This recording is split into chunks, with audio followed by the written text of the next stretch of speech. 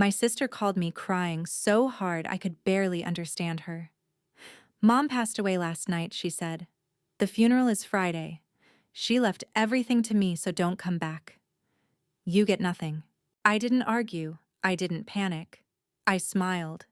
Because at that exact moment my mother was standing beside me, calmly sipping her morning tea, very much alive.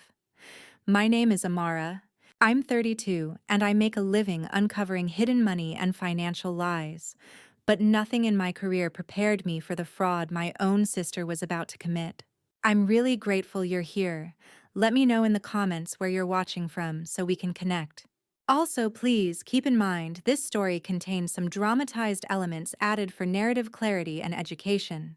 Any similarities to real individuals or locations are coincidental, but the message itself is absolutely real. The morning air in Martha's Vineyard was crisp and smelled of salt water.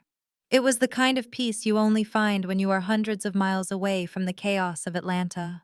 I sat on the patio of our rented private villa watching the sunrise over the Atlantic Ocean.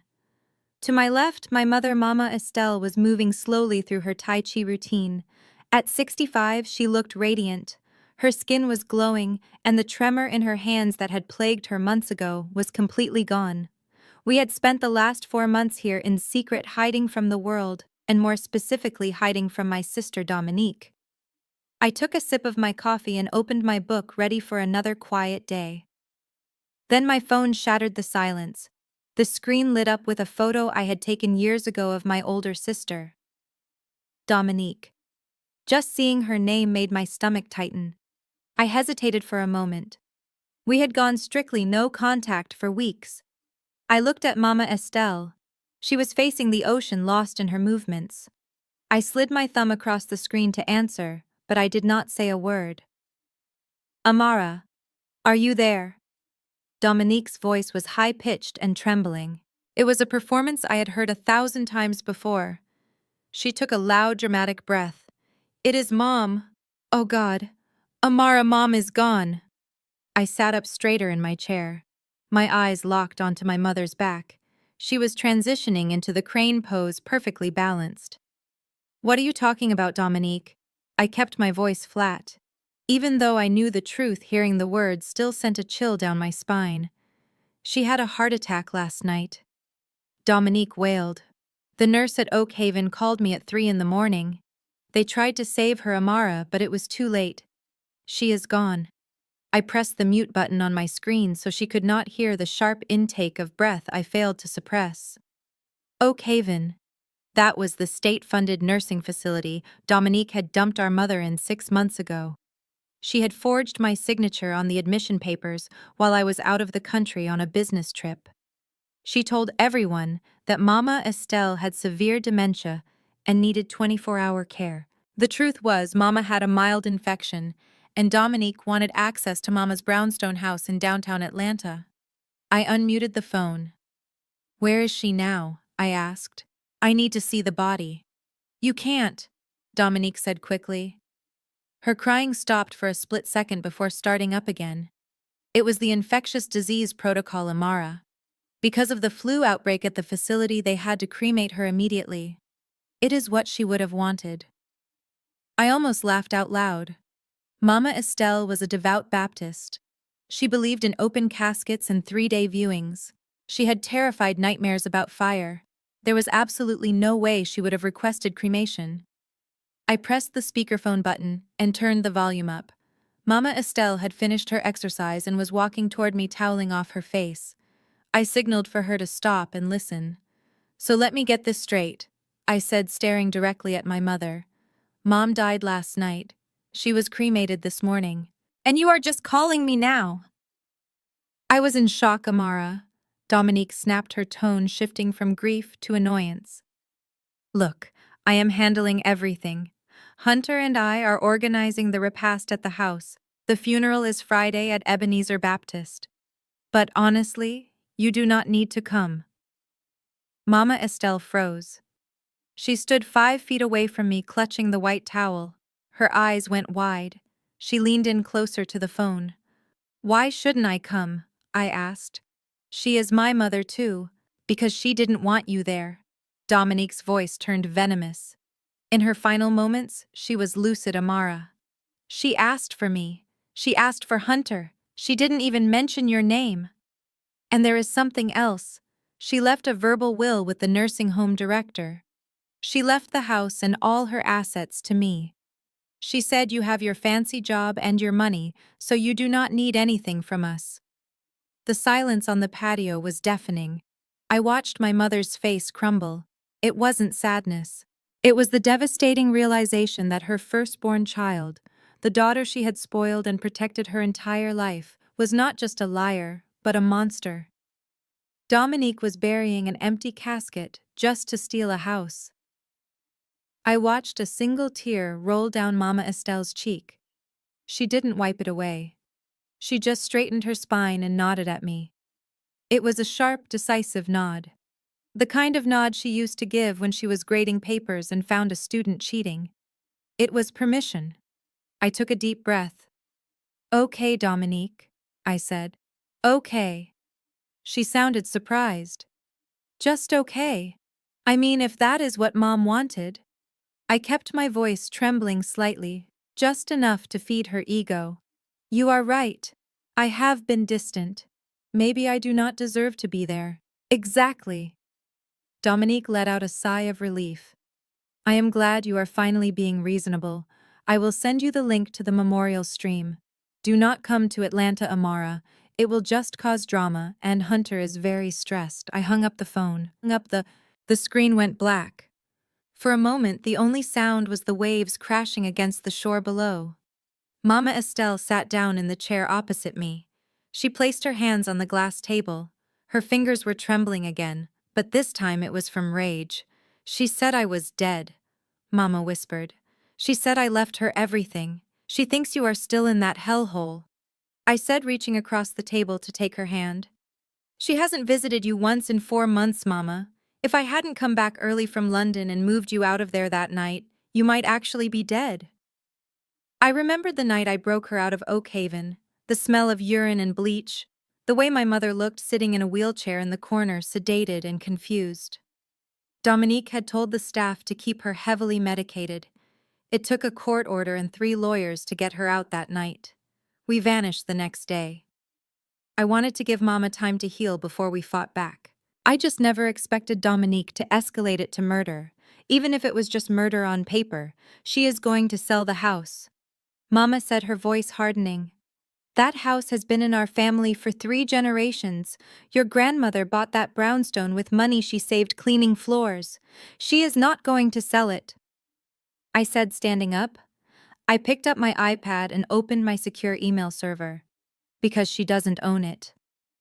"I am going to the funeral, Amara," Mama said, looking up at me. I smiled. The sadness in my chest was being replaced by a cold, familiar sensation. It was the feeling I got right before I destroyed a CEO for embezzlement. "Oh, we are definitely going to the funeral," I said, dialing my lawyer's number. "But we are not going as mourners." "Hello, Amara." My lawyer David answered on the first ring. "David," I said, my eyes fixed on the horizon. "Book the jet. We are going to Atlanta. Dominique just declared Mom dead and claimed sole inheritance." There was a pause on the line. Then I heard the sound of typing. "That is fraud, Amara. Massive fraud." "I know," I said. "She is holding a funeral on Friday. She is expecting a grieving sister, or better yet, an absent one. What she is going to get is a forensic audit of her entire life. I want you to pull everything, David. Her credit cards, Hunter's business loans, the nursing home records, and find out who signed the death certificate." "Consider it done," David said. "And Amara, be careful. If she is desperate enough to fake a death, she is desperate enough to do anything." I looked at my mother. She had picked up her tea again, but her eyes were focused on something far away. She looked like a general preparing for war. "I am not afraid of her," I told David. "She is playing checkers. I have been playing chess since I was 12. I hung up and looked at the calendar on my phone. Tuesday. The funeral was Friday. That gave me 72 hours.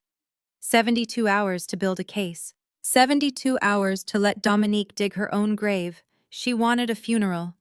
I was going to give her one, but it wasn't going to be for our mother. It was going to be for her reputation.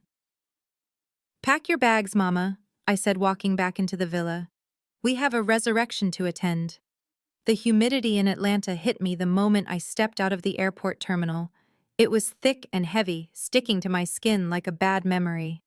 I had left my mother safe in a boutique hotel in Buckhead under a false name with strict instructions not to open the door for anyone.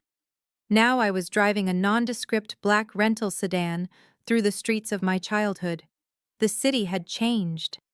The corner store where I used to buy penny candy was now a sleek coffee shop selling $7 lattes. The beauty salon where the neighborhood women gathered to gossip was replaced by a hot yoga studio.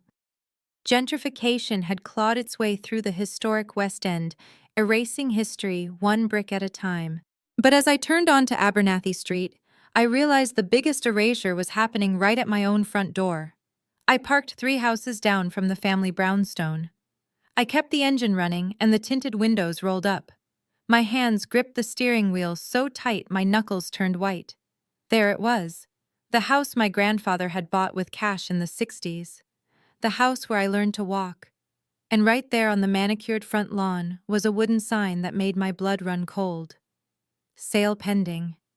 I felt a wave of nausea. Mom had been legally dead for less than 12 hours according to Dominique's timeline, and the house was already under contract. It was impossible. Unless, of course, the deal had been done weeks ago. I watched from the shadows of my car as a white moving truck backed into the driveway. This wasn't a professional moving company. It was 2 guys in t-shirts throwing furniture into the back of a beat-up van. Then I saw him. Hunter. My brother-in-law was standing on the porch holding a clipboard. He was wearing a polo shirt and khaki shorts, looking more like he was hosting a barbecue than mourning his mother-in-law. He pointed at the door, snapping his fingers at the movers. I watched as they hauled out the mahogany dining table. My heart stopped. That table was an antique from the 1920s. Mom loved that table. She used to polish it every Sunday before church, telling us stories about the ancestors who had sat around it. Hunter was selling it like it was scrapwood. I reached for my phone, my instinct to call the police flaring up. But I stopped myself. The police would ask for proof of ownership. Dominique had the power of attorney. If I intervened now, I would blow my cover. I needed to let them dig their hole deeper. I needed to see just how greedy they could get. I opened Instagram on my phone. A notification popped up immediately. Dominique was live. I clicked on her profile. The video feed showed her sitting in what looked like her living room, but I recognized the curtains. She was in Mom's master bedroom. She was wearing a black veil, tears streaming down her perfectly made-up face. "Thank you so much to everyone sending prayers," she whispered into the camera, dabbing her eyes with a tissue. "This is the hardest day of my life." Mom went so fast. We were not prepared for the costs. The cremation, the memorial service, the legal fees. It is overwhelming. If you can find it in your heart to help us give Mama Estelle the send-off she deserves, the link is in my bio. I minimized the video and clicked the link. It was a GoFundMe page titled "Rest in Power, Mama Estelle." The goal was $50,000. In just 6 hours, they had already raised $15,000. Comments were flooding in from church members, old students of Moms, and neighbors. They were donating $50, $100, pouring out their hearts and their wallets for a lie. I pulled my laptop out of my bag and tethered it to my phone's hotspot. It was time to go to work. I ran a quick trace on the donation link. Usually these funds go into a holding account or are directed to a verified bank account associated with the cause. I bypassed the front-end interface and dug into the metadata of the connected payout account. It took me 3 minutes to find the routing number. I recognized the bank. It was a private credit union where Dominique had her personal accounts. But I didn't stop there. I cross-referenced the account activity with public credit headers. The account linked to the GoFundMe wasn't a savings account for funeral expenses. It was directly tied to a high-interest credit line for a Neiman Marcus store card. I stared at the screen. She wasn't raising money to bury our mother. She was raising money to pay off her designer handbag debt. She was using the sympathy of our community to fund her lifestyle while claiming she had cremated our mother to save money. The level of sociopathy was breathtaking. I took screenshots of everything. The live stream, the donation page, the back-end code linking to her credit card, and the current balance of $15,000. This was wire fraud. This was theft by deception, and it was going to be Exhibit A. I closed my laptop and put the car in gear. I had seen enough at the house. Watching Hunter sell our history for pennies was physically painful, but I had a more important meeting. I drove toward the downtown district, weaving through the afternoon traffic, until I reached a small, dimly lit jazz cafe on Edgewood Avenue. It was the kind of place where business was conducted in the back booths, away from prying eyes. I spotted him immediately. Reynolds was an old-school private investigator I had worked with on several fraud cases. He was sitting in the corner nursing a black coffee. He didn't smile when I sat down. He just slid a thick manila envelope across the scratched wooden table. "You are not going to like what is in there, Amara," he said, his voice low and gravelly. I didn't open it immediately. "Tell me," I said. "I went to Oak Haven." Reynolds began. I spoke to the night nurse. She was scared to talk, but $50 and a promise of anonymity goes a long way. She confirmed that your sister was the one who authorized the transfer of your mother to the palliative care wing 6 months ago. But that is not the worst part. He tapped the envelope. I pulled out the document on top. It was a do not resuscitate order, a DNR.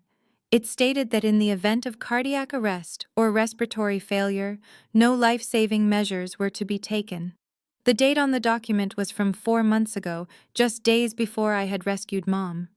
"Look at the signature," Reynolds said. I looked. At the bottom of the page in shaky blue ink was the name Estelle Vance. To the untrained eye, it looked like an elderly person's handwriting. But I wasn't an untrained eye. I was a forensic accountant. I spent my life analyzing handwriting samples to catch forgers. The loop on the E was too wide, the slant of the V was too sharp, and the pressure points on the paper were inconsistent with someone who had tremors, which Mom did at the time. This was a tracing. Someone had placed a document with Mom's real signature over this one and traced it, but they had pressed too hard in the wrong places. "It is a forgery," I whispered, my blood boiling. "It is a bad forgery," Reynolds corrected. "But it was good enough for the nursing home administration. Dominique didn't just put her in there to rot, Amara. She set it up so that if your mother so much as coughed too hard, the doctors would stand back and let her die. This was passive euthanasia for profit." I flipped through the rest of the file. There were photos of Hunter meeting with the facility director in the parking lot.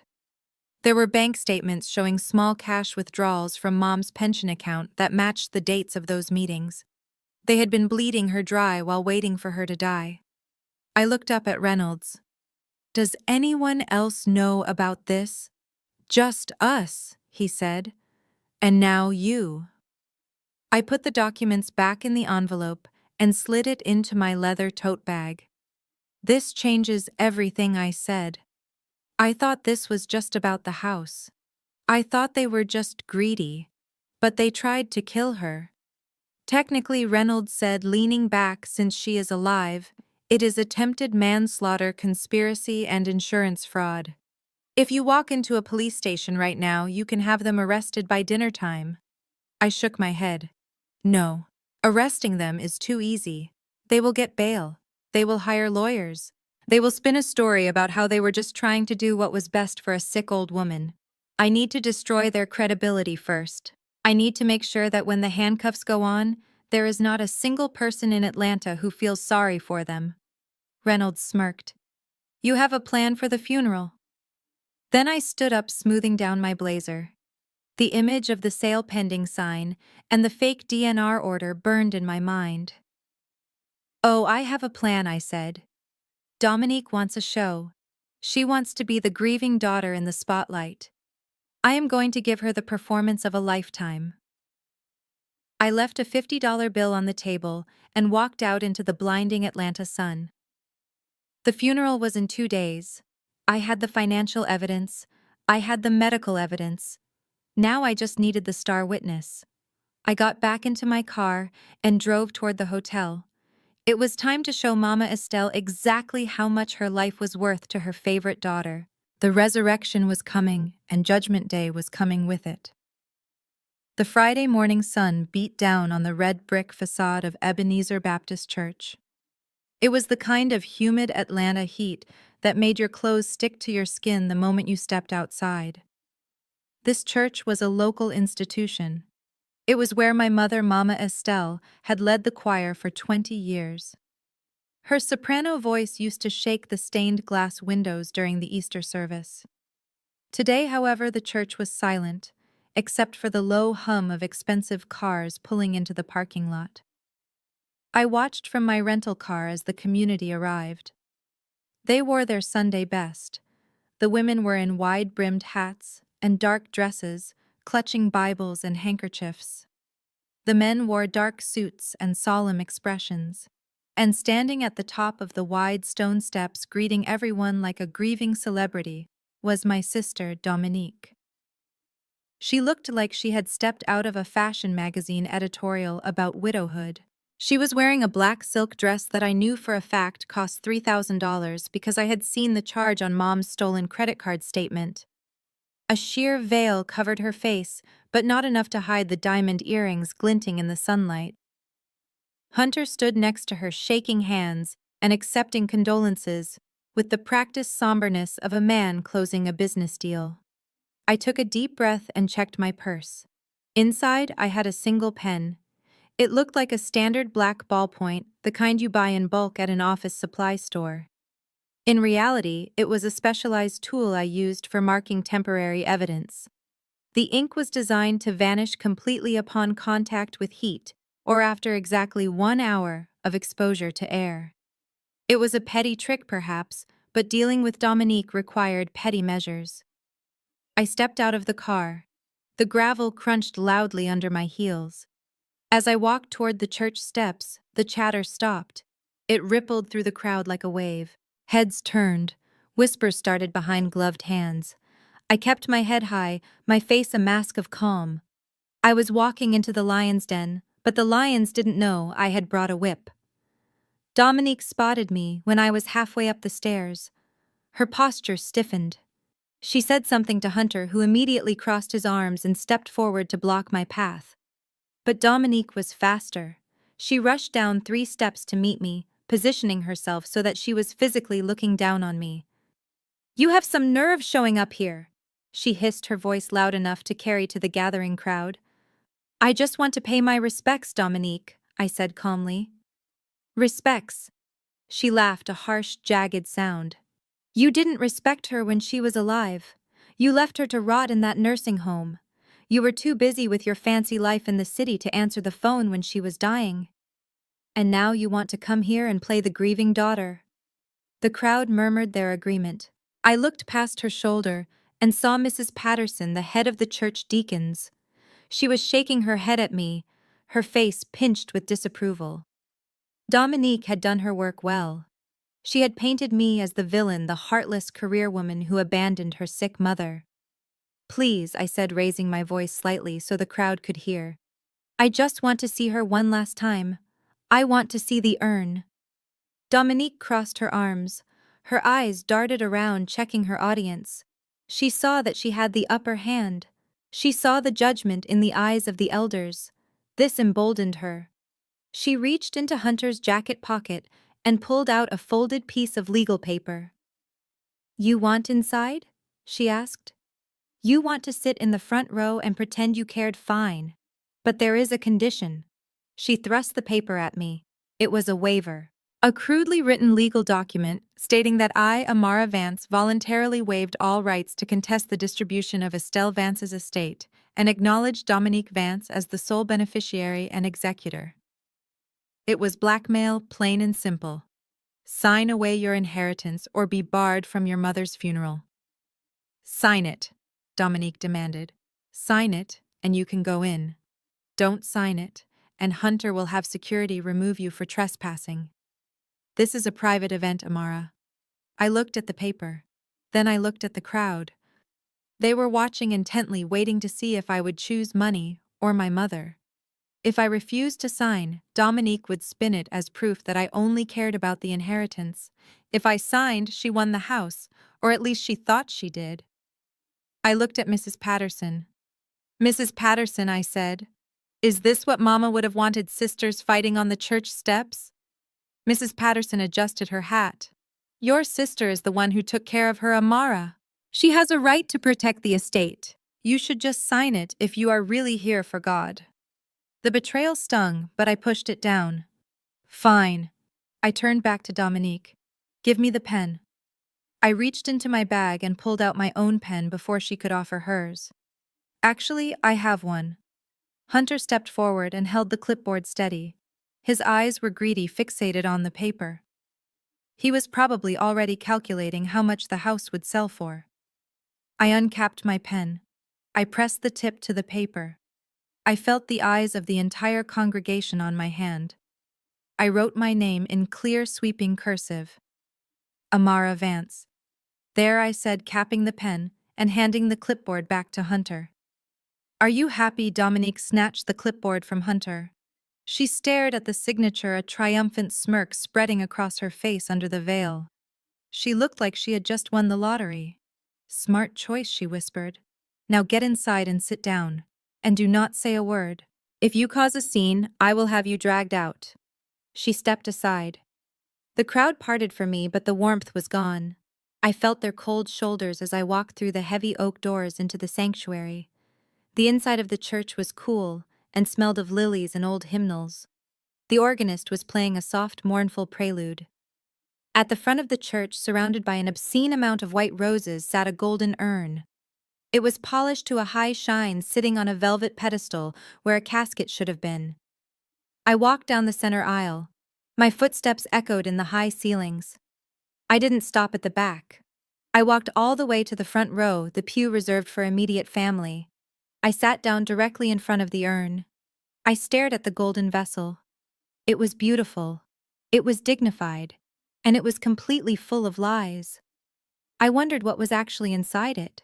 Wood ash from her fireplace? Sand from a playground? Or maybe the cremated remains of a shelter cat? Knowing Dominique, she probably just bought the urn empty and didn't bother filling it at all. The pews behind me began to fill up. I could hear the rustling of dresses and the murmurs of sympathy as people took their seats. Dominique and Hunter made their grand entrance a moment later. Dominique threw herself onto the pew next to me, making a show of being too weak to stand. Hunter put a supportive arm around her, patting her shoulder. She is in a better place now, Hunter whispered loud enough for the people behind us to hear. I looked at the urn. I thought about the signature on the clipboard outside. In 59 minutes, that ink would begin to fade. By the time they got home to scan the document, the paper would be blank. But that wasn't the only surprise waiting for them. I looked at my watch. It was 10:55. The service was scheduled to start at 11. Mama Estelle and the security team I had hired were currently parked in a tinted SUV around the back of the church waiting for my signal. Dominique leaned over to me, her voice dropping to a vicious whisper. Do not think you are getting a dime, Amara. I am going to sell the house next week. Hunter already has a buyer. You can go back to your lonely apartment and rot. I turned to look at her. Her eyes were dry. Her makeup was perfect. There wasn't a shred of grief in her, just calculation. I smiled at her. It was a small, tight smile. You know, Dominique, I said softly. Mom always said you were a terrible liar. She frowned. What is that supposed to mean? It means, I said, turning back to face the altar. You should really check the contents of that urn before you pray over it. The organ music swelled, signaling the start of the service. The pastor stepped up to the pulpit. Dominique glared at me, confused and angry, but she couldn't say anything now. The show had begun. And she had no idea that she wasn't the director anymore. She was just another actor in a play I had written, and her final curtain call was approaching fast. I folded my hands in my lap and waited for the resurrection. Dominique stood at the pulpit looking like a tragic heroine from a black and white movie. She gripped the sides of the wooden podium with her manicured hands and leaned into the microphone. A single tear, which I suspected she had induced with a hidden onion slice or a pinch of salt, rolled perfectly down her cheek. The church was dead silent. Every eye was fixed on her. She was not just burying our mother. She was cementing her status as the matriarch of the family. My mother was a saint. Dominique whispered, her voice cracking with practiced emotion. She was the light of my life. And in her final moments, when the pain was too much for her tired heart, she held my hand. She looked at me, and she said, "Dominique, promise me you will keep the family together. Promise me you will take care of the house." She told me that she wanted me to have the deed not for the money, but to preserve our history. Hunter stood a few feet behind her, his head bowed in somber agreement. He nodded slowly, as if he had been there to witness this fictional deathbed confession. From the pews, I heard sniffles and murmurs of amen. They were buying it. They were swallowing every toxic spoonful of her lie. Dominique took a shaky breath and continued, "I know my sister Amara is here today, and I want to say in front of God and everyone that I forgive her. I forgive her for not being there. I forgive her for the distance. Mom left the house to me because she knew I was the one who stayed. She knew I was the one who cared, and I intend to honor that legacy." She wiped her eyes and stepped down from the pulpit. Hunter rushed to her side, offering her his arm as if she were made of fragile glass. The congregation let out a collective sigh of sympathy. Patterson, sitting 2 rows back, leaned forward and patted Dominique's hand as she passed. The pastor stood up and adjusted his glasses. "We will now hear from the younger daughter, Amara." The temperature in the room seemed to drop 10 degrees. I stood up. The wooden pew creaked beneath me. I could feel the hostility radiating from the crowd. To them, I was the cold, heartless career woman who had abandoned the saintly mother and the devoted sister. I walked toward the pulpit. My heels clicked rhythmically on the hardwood floor. Click, click, click. It sounded like a countdown. I stepped up to the microphone. I did not cry. I did not tremble. I looked down at Dominique in the front row. She was dabbing her eyes with a lace handkerchief, but behind the cloth I saw her watching me. Her eyes were hard and warning. She was daring me to make a scene. She was daring me to contradict her story about the will.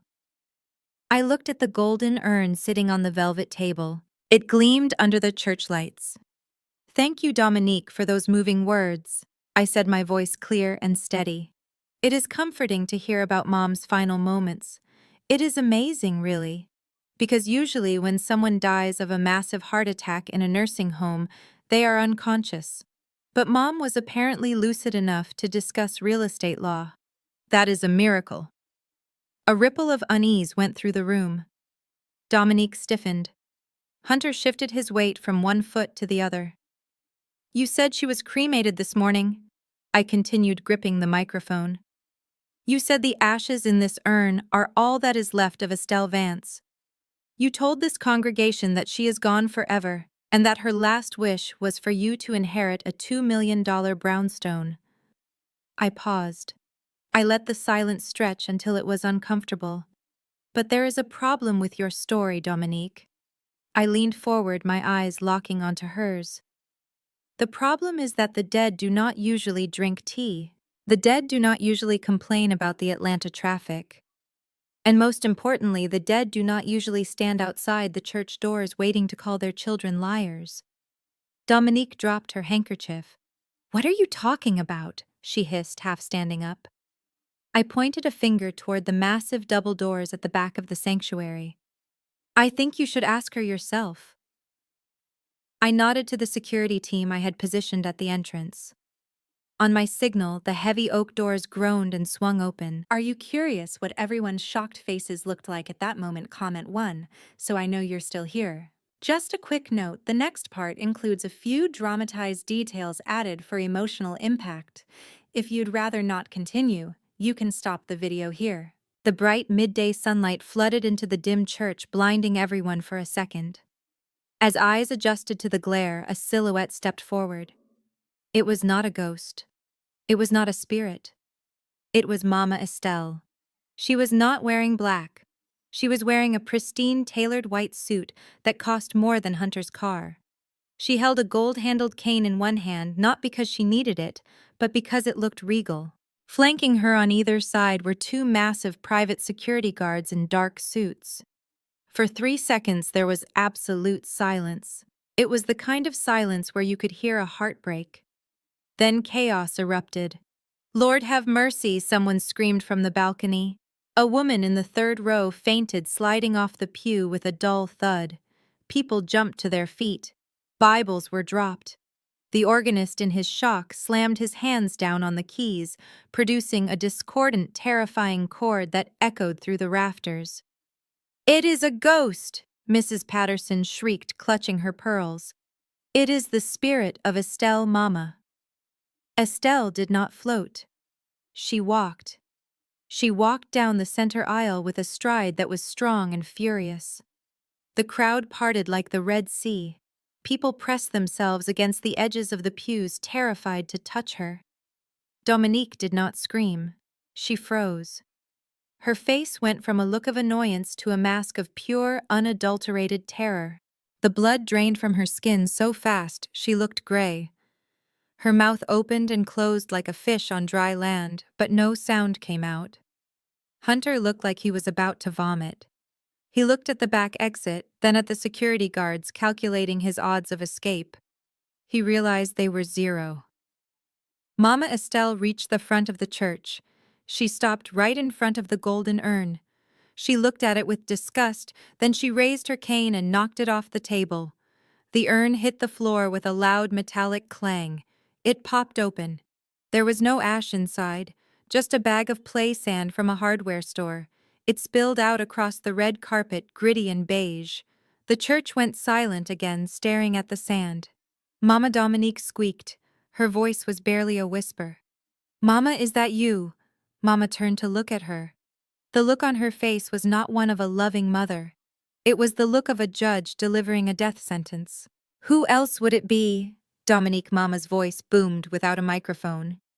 "Did you think a cheap cremation and a bag of sand would be enough to get rid of me?" Dominique's knees gave out. She didn't faint gracefully like in the movies. She collapsed into a heap of expensive silk and shame on the floor. She grabbed the hem of Mama's white pants. "Mama, I thought you were dead. The nursing home called me. I swear." "Liar." Mama pulled her leg away as if Dominique were a poisonous snake. "You forged the DNR, you forged the will, and for the last 6 months you have been praying for me to die so you could sell my house to buy more purses." A collective gasp sucked the air out of the room. The congregation turned on a dime. The sympathy for Dominique evaporated, instantly replaced by horror and outrage. "And you?" Mama turned her gaze to Hunter. Hunter held up his hands, backing away. "Mrs. Vance, I didn't know. Dominique told me." "Shut up," Mama snapped.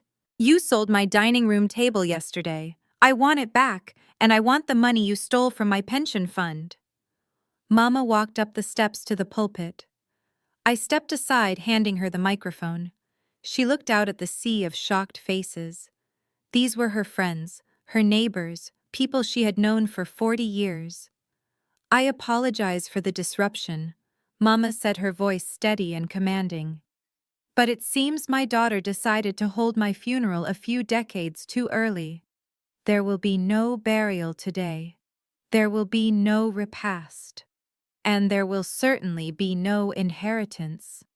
She pointed the cane at Dominique, who was sobbing uncontrollably on the floor, her mascara running in black streaks down her face. "This show is over, Dominique. But before you leave, you are going to open your phone. You are going to refund every single dollar you stole from these good people on that GoFundMe page, right now. Or I will let Amara call the police officers waiting in the parking lot." The crowd erupted. The shock turned to anger. People began shouting at Dominique. "Give us our money back! Shame on you, you wicked girl!" I stood next to my mother. and watched. I looked at Hunter, who was trying to blend into the shadows. I looked at Dominique, broken and humiliated on the floor. And then I looked at the empty urn lying in the spilled sand. I took a deep breath. The air in the church no longer smelled of lilies. It smelled of justice. And it was the sweetest thing I had ever smelled. The chaos inside the church spilled out into the parking lot like a shaken soda bottle exploding. The congregation followed us, smartphones raised high, recording every second of the family drama. I stood on the pavement next to Mama Estelle, my hand resting protectively on her arm. The adrenaline from the confrontation was still coursing through my veins. I thought we had won. I thought the sight of our mother alive and furious was the checkmate move that would end Dominique and Hunter's reign of terror. I was wrong. I had underestimated the sheer desperation of a man with nothing left to lose. Hunter did not run. He did not beg for forgiveness. Instead, he wiped the sweat from his forehead, straightened his expensive suit jacket, and did something that chilled me to the bone. He started screaming. "Officer! Officer, help us! She has her! She has my mother-in-law!" He ran toward the 2 police officers I had called to the scene. These were officers from the Atlanta Police Department, looking confused as they tried to make sense of the shouting mob. Hunter threw himself at them, pointing a shaking finger at me. "Arrest her. That woman kidnapped Estelle Vance from a secure medical facility. She is dangerous." I stepped forward, shielding Mama. "Excuse me, officer," I said, keeping my voice calm. "I am Amara Vance. This is my mother." "We are not. She is brainwashed," Hunter screamed over me, his face turning a theatrical shade of red. "Look at her. She does not know where she is. She thinks she is at a wedding. She thinks she is buying a house. My mother-in-law has severe stage 4 dementia. She was declared legally incapacitated 6 months ago." Mama Estelle bristled. "I do not have dementia, you lying sack of C." Hunter interrupted her, grabbing the officer's arm. "Aggression, confusion, paranoia. These are classic symptoms. She needs her medication. If she does not get her heart medication and her antipsychotics within the hour, she could die. That woman took her off her meds to manipulate her into signing checks." The crowd gasped. The narrative was shifting in real time. Suddenly, I wasn't the hero who brought Mom back. I was the estranged daughter who had dragged a sick, confused old woman out of her deathbed to stage a scene. Officer Miller, a tall man with a tired face, stepped toward us. "Ma'am," he said to me, "is this true? Did you remove Mrs. Vance from a medical facility?" "I removed her because they were killing her," I said, my voice rising. "And she is not incapacitated. She is perfectly lucid." "I have the paperwork right here," Hunter shouted. He reached into his briefcase, which he had surprisingly kept with him during the service. He pulled out a thick file marked with the logo of Oak Haven Nursing Center. He thrust it into Officer Miller's hands. "Look. Signed by Dr. Evans, the chief neurologist. Estelle Vance lacks the capacity to make medical or financial decisions. I have the medical power of attorney. My wife, Dominique, is her legal guardian. What Amara has done here is kidnapping and elder abuse." I watched Officer Miller flip through the pages. I knew exactly what he was seeing. Falsified cognitive tests, fake logs of violent outbursts, a fabricated history of a woman losing her mind. It was a masterpiece of fiction created by a corrupt doctor and paid for with my mother's own money. "Officer," I said, trying to keep the panic out of my voice, "that file is a forgery. If you let me call my lawyer—" "We don't have time for lawyers," Hunter yelled. "Look at her eyes. She is about to have a stroke. We need to get her to the hospital now." Mama Estelle gripped my arm tighter. "I am not going anywhere with you, Hunter." The officer looked at the paperwork, then at Mom, then at me. In the eyes of the law, the paper held more weight than the person standing in front of him. The document said Mom was a danger to herself. The document said Hunter was in charge. "I am sorry, ma'am," Officer Miller said to me, his hand moving to his belt. "I have to follow the court order. If Mrs. Vance is under legal guardianship, you have no right to transport her." He signaled to his partner. Call an ambulance. We need a transport for a psych evaluation. And get adult protective services on the line. No, I shouted, stepping between the officer and my mother. You are not taking her. That is what they want. They want to drug her again so she can't testify. Ma'am, step back, the officer warned. Amara, don't, Mama whispered, sensing the escalation. But it was too late. Hunter saw his opening. He lunged forward, grabbing Mom's other arm. Come on, Mama Estelle, it is okay. The bad dreams are over. Get your hands off me. Mama swung her cane, hitting Hunter squarely in the shin. He howled in pain, hopping on one foot. See, he screamed. Violent, she is violent. She is a danger to the public. That was the nail in the coffin. To the police, a senior citizen hitting someone with a cane wasn't self-defense. It was proof of the dementia diagnosis Hunter had just handed them.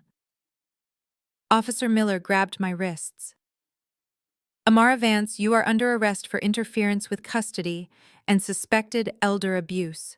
I felt the cold steel of the handcuffs click around my wrists. The world seemed to slow down. I saw Dominique standing by the church doors, watching through her veil. She wasn't crying anymore. She was smiling. A small, terrifying smile. They had flipped the board. They had turned their greatest defeat into a tactical victory. I watched helplessly as two paramedics led Mama Estelle away.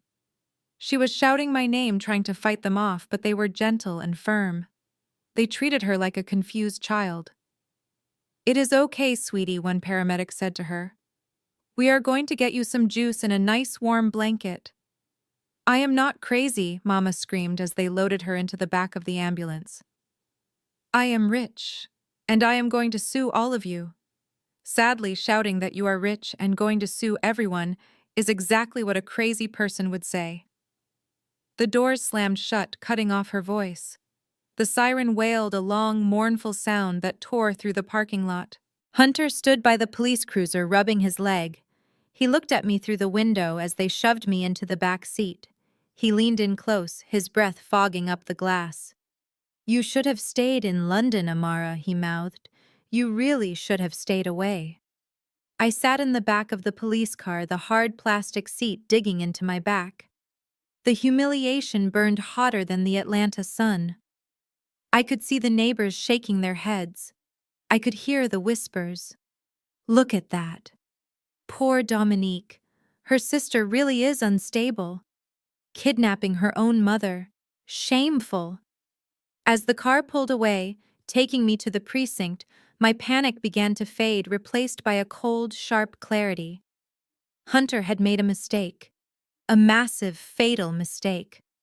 By having me arrested, he had made this a matter of public record. By handing that file to the police, he had entered a forged document into evidence. He thought he was sending me to jail. What he didn't realize was that he had just handed me the jurisdiction I needed. He played the dementia card. It was a strong move, I admitted to myself. It neutralized Mom's testimony for the next 24 hours. It bought him time to drain the accounts or flee the country. But he forgot who I was. I wasn't just an angry daughter. I was a forensic accountant who specialized in medical fraud. I closed my eyes and leaned my head against the cage. Let them book me. Let them take my fingerprints. Let them put me in a holding cell. The moment my lawyer walked through those doors with the real MRI scans from the Boston specialists, the police department would have a very different problem on their hands. I sat in the interrogation room an hour later. It was a small, windowless box that smelled of stale coffee and desperation. My wrist was handcuffed to the metal table. Most people would be crying. Most people would be begging for a phone call. I was just sitting there, counting the seconds. The door opened. Officer Miller walked in, looking less confident than he had in the parking lot. He threw a notepad on the table. Your sister and her husband are filing emergency restraining orders, he said. They claim you have been manipulating your mother's finances. They say you forced her to sign checks while she was mentally incompetent.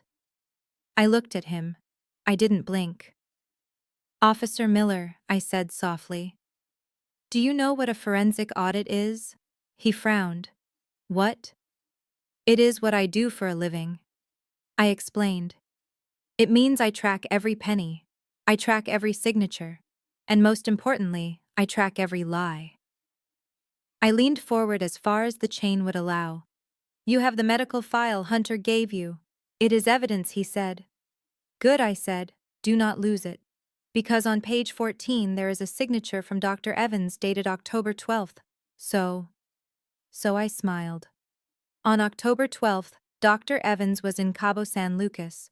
I know this because I have his credit card statements. I know he bought a $3,000 bottle of tequila at a club called El Squid Row at the exact moment he supposedly signed my mother's competency evaluation in Atlanta. Officer Miller stopped writing. He looked at me, really looked at me for the first time. You are holding a forged document, officer, I said. And you just facilitated the kidnapping of a sane woman by the people who are embezzling her estate. Now, I would like to call my lawyer. His name is David, and he is currently standing in the lobby with a federal judge on the phone. The color drained from Officer Miller's face. He stood up slowly and backed out of the room. I sat back in the metal chair. Hunter thought he had checkmated me. He didn't realize he had just sacrificed his queen. The gaslighting was over. The autopsy of their crime was about to begin. The fluorescent lights of the hospital waiting room hummed with a low, irritating buzz that seemed to drill directly into my skull. It had been 72 hours since the police dragged my mother away from her own funeral. 72 hours of sitting on uncomfortable plastic chairs, drinking vending machine coffee, and watching my sister Dominique and her husband Hunter pretend to be concerned guardians. They sat across the room whispering to each other and casting pitying glances in my direction. They looked confident. They had the police report. They had the falsified medical records from Oak Haven. In their minds, they had already won. They thought this mandatory psychiatric evaluation was just a formality before they could lock Mama Estelle away in a memory care unit and liquidate her assets. I checked my watch. It was 2 in the afternoon. The independent court-appointed psychiatrist, Dr. Thorne, had been in the evaluation room with my mother for over an hour. Hunter smirked at me. He stood up and walked over, smoothing his silk tie. He looked like a man who was about to close a deal on a used car. You know, Amara, he said, his voice dripping with fake sympathy. We can still handle this quietly. If you agree to sign the guardianship transfer, we can ask the judge to be lenient with you regarding the kidnapping charges. We are family, after all. We do not want to see you go to jail. I looked up from my iPad. I did not blink. I am not going to jail, Hunter, I said calmly. And neither is Mama. But I cannot say the same for your friend Dr. Evans. Hunter's smile faltered for a fraction of a second. Who, Dr. Evans? I repeated. The medical director of Oak Haven. The man who signed the affidavit claiming Mama has stage 4 dementia. I assume he is the one you are banking on today. Hunter laughed, but it sounded forced. Dr. Evans is a respected medical professional. His diagnosis is unimpeachable. At that moment, the heavy double doors opened. Thorne stepped out. He was a stern man with graying hair and a no-nonsense demeanor. He held a thick clipboard in his hands. Dominique rushed forward, her heels clicking loudly on the linoleum floor. Doctor, she said, clutching her pearls. How is she? Is she confused? Does she know who we are? We just want to get her back to the facility so she can rest. Dr. Thorne looked at Dominique over the rim of his glasses. Then he looked at Hunter. Finally, his eyes landed on me. Ms. Vance, Dr. Thorne said to me, you provided a secondary medical file to my office this morning. Is that correct? Yes, sir, I said, standing up. Hunter interjected immediately. Objection. Excuse me, doctor. But Amara is not the legal guardian. Any medical records she has are likely fabricated or outdated. The official records are from Oak Haven. Dr. Thorne held up a hand to silence him. I have reviewed the Oak Haven records, Mr. Sterling. They describe a patient with advanced cognitive decline, unable to recognize family members or perform basic tasks. Exactly, Hunter said, nodding vigorously. It is a tragedy. However, Dr. Thorne continued, his voice sharpening. I also reviewed the digital file Ms. Amara submitted. It contains MRI scans, CT scans, and a full neurological workup dated from last month. These tests were conducted at Massachusetts General Hospital in Boston by Dr. Eris Thorne. No relation, but he is the leading neurologist in the country. I stepped forward. When I took Mama to Martha's Vineyard, we didn't just go for a vacation. I took her to see the best specialists in the world. I wanted to prove that the decline she experienced at Oak Haven was not natural. It was induced. Induced? Dominique squeaked. What are you talking about? Dr. Thorne turned the clipboard around to face them. The scans from Boston show a brain that is remarkably healthy for a 65-year-old woman. There is no plaque buildup consistent with Alzheimer's. There is no shrinkage consistent with dementia. In my hour-long interview with Mrs. Vance just now, she was able to recall the birth dates of all her grandchildren, the current stock price of Coca-Cola, and the exact details of how you two put her in that home against her will. That is impossible, Hunter stammered, sweat beginning to bead on his forehead. She is crazy. She attacked me. She attacked you because you were kidnapping her, Dr. Thorne said coldly. Mrs. Vance is fully capacitated. In fact, she is sharper than most people half her age. Which leads me to a very serious question. How did Dr. Evans at Oak Haven diagnose a healthy woman with terminal dementia? I walked over to the table and placed my iPad down. I tapped the screen, bringing up a spreadsheet I had compiled the night before. I can answer that, I said. I think it has something to do with this. I pointed to a highlighted line on the screen. This is a bank transfer from a shell company called HS Realty Holdings, I explained. HS stands for Hunter Sterling. On the 15th of every month for the last 6 months, a transfer of $5,000 was made to a private account in the Cayman Islands. So what? Hunter sneered. I do business internationally. Yes, I said, but I traced the beneficiary of that account. It belongs to a corporation registered to Dr. Marcus Evans.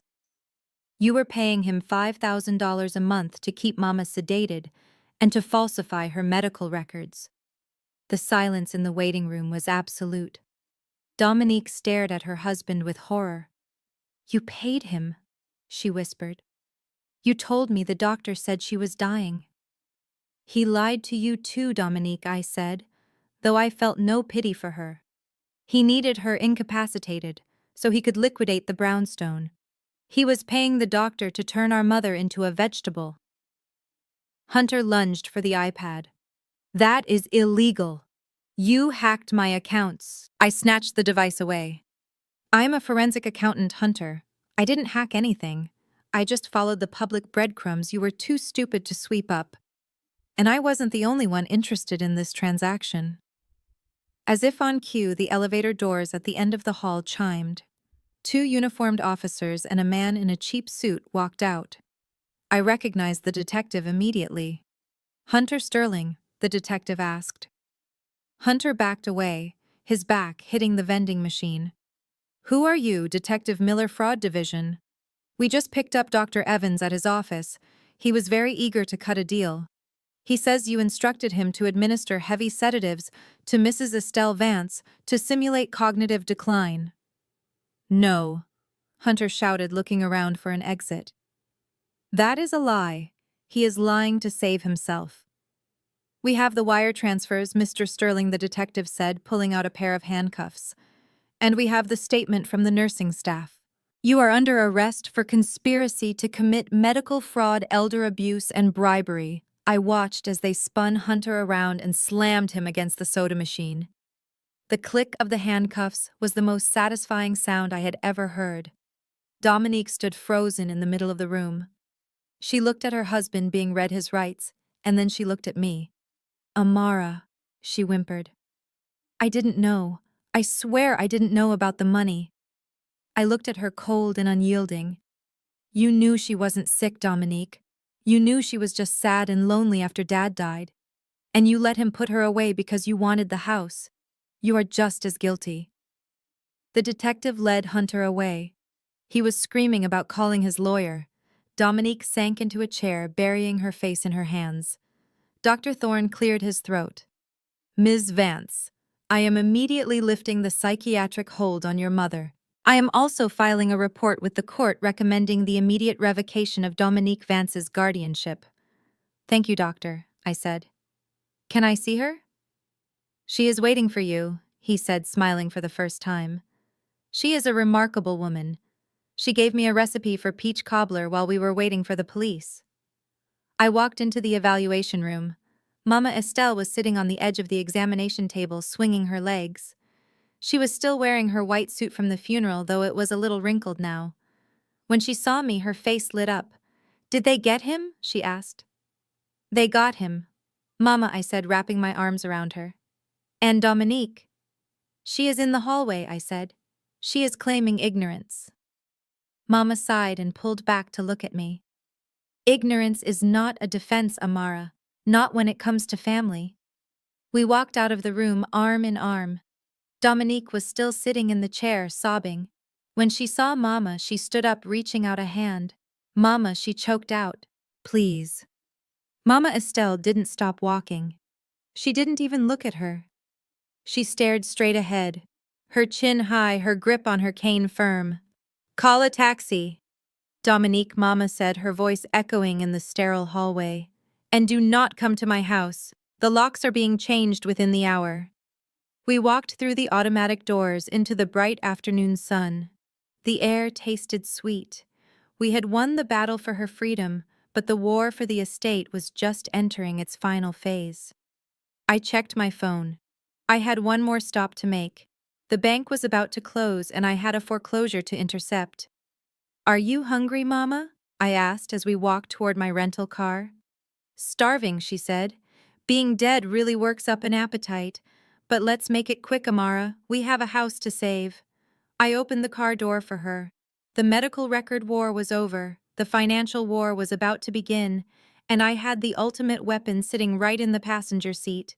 The leather chairs in David's office were soft and smelled of old money and stability. It was the kind of room designed to make you feel safe. The walls were lined with mahogany bookshelves filled with legal precedents that stretched back 100 years. From the 25th floor window, the chaos of the streets below looked manageable. Small. Insignificant. For a brief moment, I allowed myself to relax. We had just walked out of the hospital with a clean bill of health. We had the police report.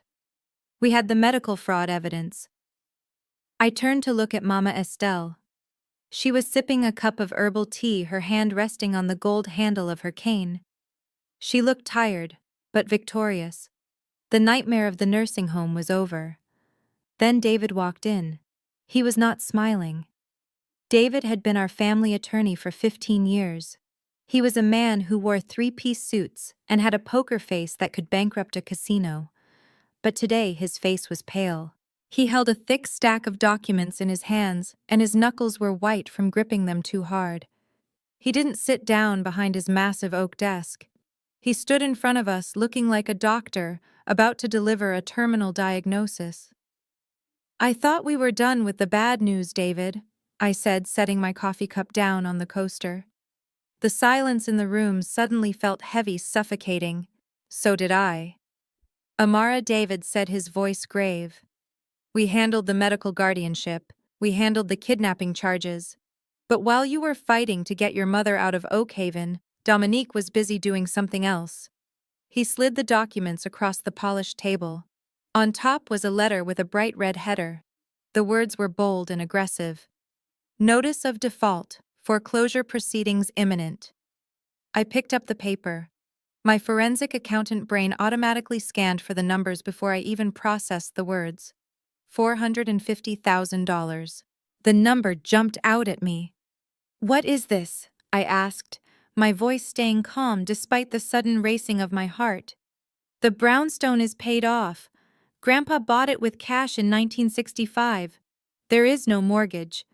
There wasn't a mortgage, David corrected, until 6 months ago. Mama Estelle leaned forward, her hand trembling slightly. What did she do? David, tell me. David took a deep breath. 2 weeks after she placed you in Oakhaven, Dominique used the durable power of attorney she had coerced you into signing. She applied for a reverse mortgage on the property. A reverse mortgage. I felt the blood drain from my face.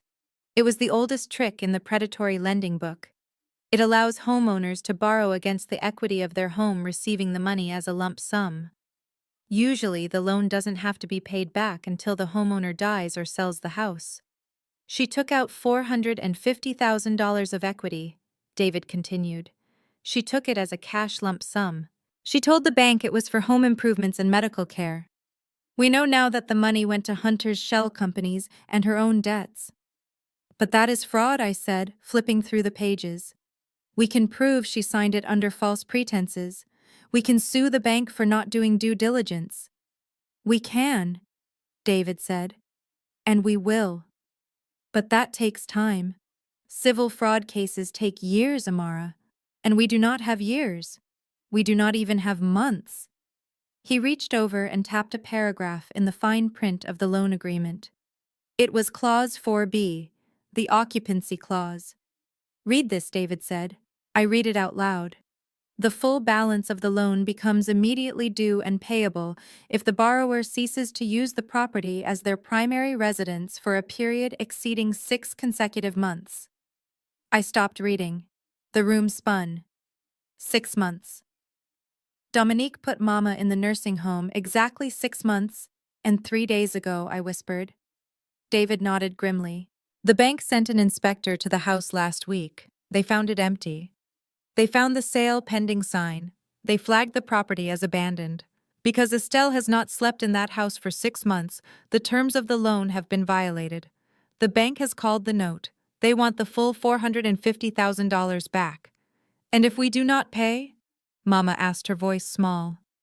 They will foreclose, David said softly. They have already initiated the proceedings. We have 30 days to pay the full balance, or they will auction the house on the courthouse steps to recover their loss. 30 days. I looked at the paperwork. Dominique had timed it perfectly, or maybe she was just lucky in her cruelty. She had extracted the cash, spent it, and now the house was going to be swallowed up by the bank because of the very exile she had forced upon our mother. Just then my phone rang. I looked at the screen. It was an unknown number, but I knew who it was. I could feel it. I answered and put it on speaker. Hello, sister. Dominique's voice was slurred. She sounded like she had been drinking or crying or both. She was out on bail. Hunter was still in jail, but Dominique had managed to scrape together the 10% for her bond. You are going to lose the house, Amara, she said, letting out a jagged, hysterical laugh. I just got the email from the bank. Did you read the occupancy clause? I bet you did. You read everything. You stole $500,000 from your own mother, I said, my voice shaking with rage. You destroyed her credit. You destroyed her legacy. I needed that money. Dominique screamed, her voice cracking. Hunter said it was a sure thing. We were going to pay it back before she died. But you had to come back. You had to play the hero. Well, congratulations. You saved her. But you can't save the house. Mama Estelle leaned toward the phone. Her voice was steel. You are no daughter of mine, Dominique. Dominique laughed again, but this time it sounded like a sob. Fine, disown me. Send me to prison. I do not care anymore. But if I can't have that house, nobody can. It is gone, Mama. It is over. I spent the money. Hunter spent the money. The bank is going to take it, and you will be out on the street just like me. She hung up. The line went dead. The silence that followed was heavy with grief. Mama Estelle looked at me, her eyes filled with tears. My father built that house, she whispered. He worked 2 jobs. He laid the bricks for the patio himself. It is the only thing I have to leave to you. I stood up and walked to the window. I looked out at the Atlanta skyline. I had money. I was a successful professional. But $450,000 in cash liquid in 30 days. That was a stretch even for me. My assets were tied up in investments and my own property in London. Liquidating them would take time and incur massive penalties. I turned back to the desk. I wasn't ready to give up. I picked up the foreclosure notice again. I needed to see the enemy. I needed to know exactly who we were fighting. The original loan was with Southern Trust Bank. They were a regional lender known for aggressive tactics. But as I scanned the document looking for the payoff address, something caught my eye. It was a small line of text at the very bottom of the last page in the assignment section. Banks rarely keep bad debt. When a loan goes into default, or even when it looks risky, they package it and sell it to secondary markets. They sell it to debt buyers for pennies on the dollar just to get it off their books. I squinted at the text. Pursuant to the assignment of debt dated yesterday, the servicing rights and ownership of this note have been transferred from Southern Trust Bank to a secondary holding company. I read the name of the company. Then I read it again. My heart stopped beating for a second and then it started again double time. A smile slow and dangerous spread across my face. "David," I said, my voice vibrating with a sudden intense energy. "Look at the assignee." David put on his reading glasses. He leaned over the paper. "The debt has been sold to Phoenix Asset Management LLC, Delaware." He looked up at me confused. "It is just a debt buyer, Amara. These companies are sharks. They are worse than the banks. They will never negotiate. They buy the debt to foreclose and flip the property for a profit. This makes it harder, not easier." I laughed. It was a loud, genuine laugh that startled Mama Estelle. "No, David," I said. "It makes it perfect." I walked over to my bag and pulled out my laptop. I opened it and logged into my secure work server. I typed in the name Phoenix Asset Management LLC. "You see, David?" I said, typing furiously. "In my line of work, I track shell companies. I track where the bad money goes. And last year, I did a forensic audit on a massive conglomerate that buys distressed mortgage debt." I turned the laptop screen around so they could see. "Phoenix Asset Management is a subsidiary. It is a shell company used to acquire assets anonymously." So Mama asked, "What does that mean?" "It means," I said, pointing to the screen, "I know who owns Phoenix Asset Management. It is not a bank. It is not a hedge fund." I looked at David, my eyes gleaming. "It is a private holding company owned by the Sterling Family Trust." David's jaw dropped. "Sterling? As in Hunter?" "Sterling. No," I said. "As in Hunter's father. Big Daddy Sterling. The patriarch. The man who disowned Hunter 10 years ago for being a thief and a liar." I sat back in the leather chair. The pieces of the puzzle were falling into place. The universe, or maybe just the predictable nature of greed, had handed me a weapon. "Hunter's father hates bad publicity," I said. "He hates scandal. And he definitely hates his family name being dragged through the mud. If he finds out that his son committed fraud to trigger a foreclosure that his own company just bought, he will want to bury it." David finished, a smile finally touching his lips. I picked up my phone. I didn't need 30 days. I didn't need $450,000. "David, get me the number for the Sterling family office in Boston," I said. I think it is time I introduced myself to my brother-in-law's father. I have a feeling he will be very interested to hear how his son tried to steal a house that his own company now accidentally owns. Mama Estelle looked at me. "Amara, what are you going to do?" "I am going to make a deal, Mama," I said. "The bank thinks they sold a bad debt. They have no idea they just sold me the key to our freedom." I stood up and smoothed my blazer.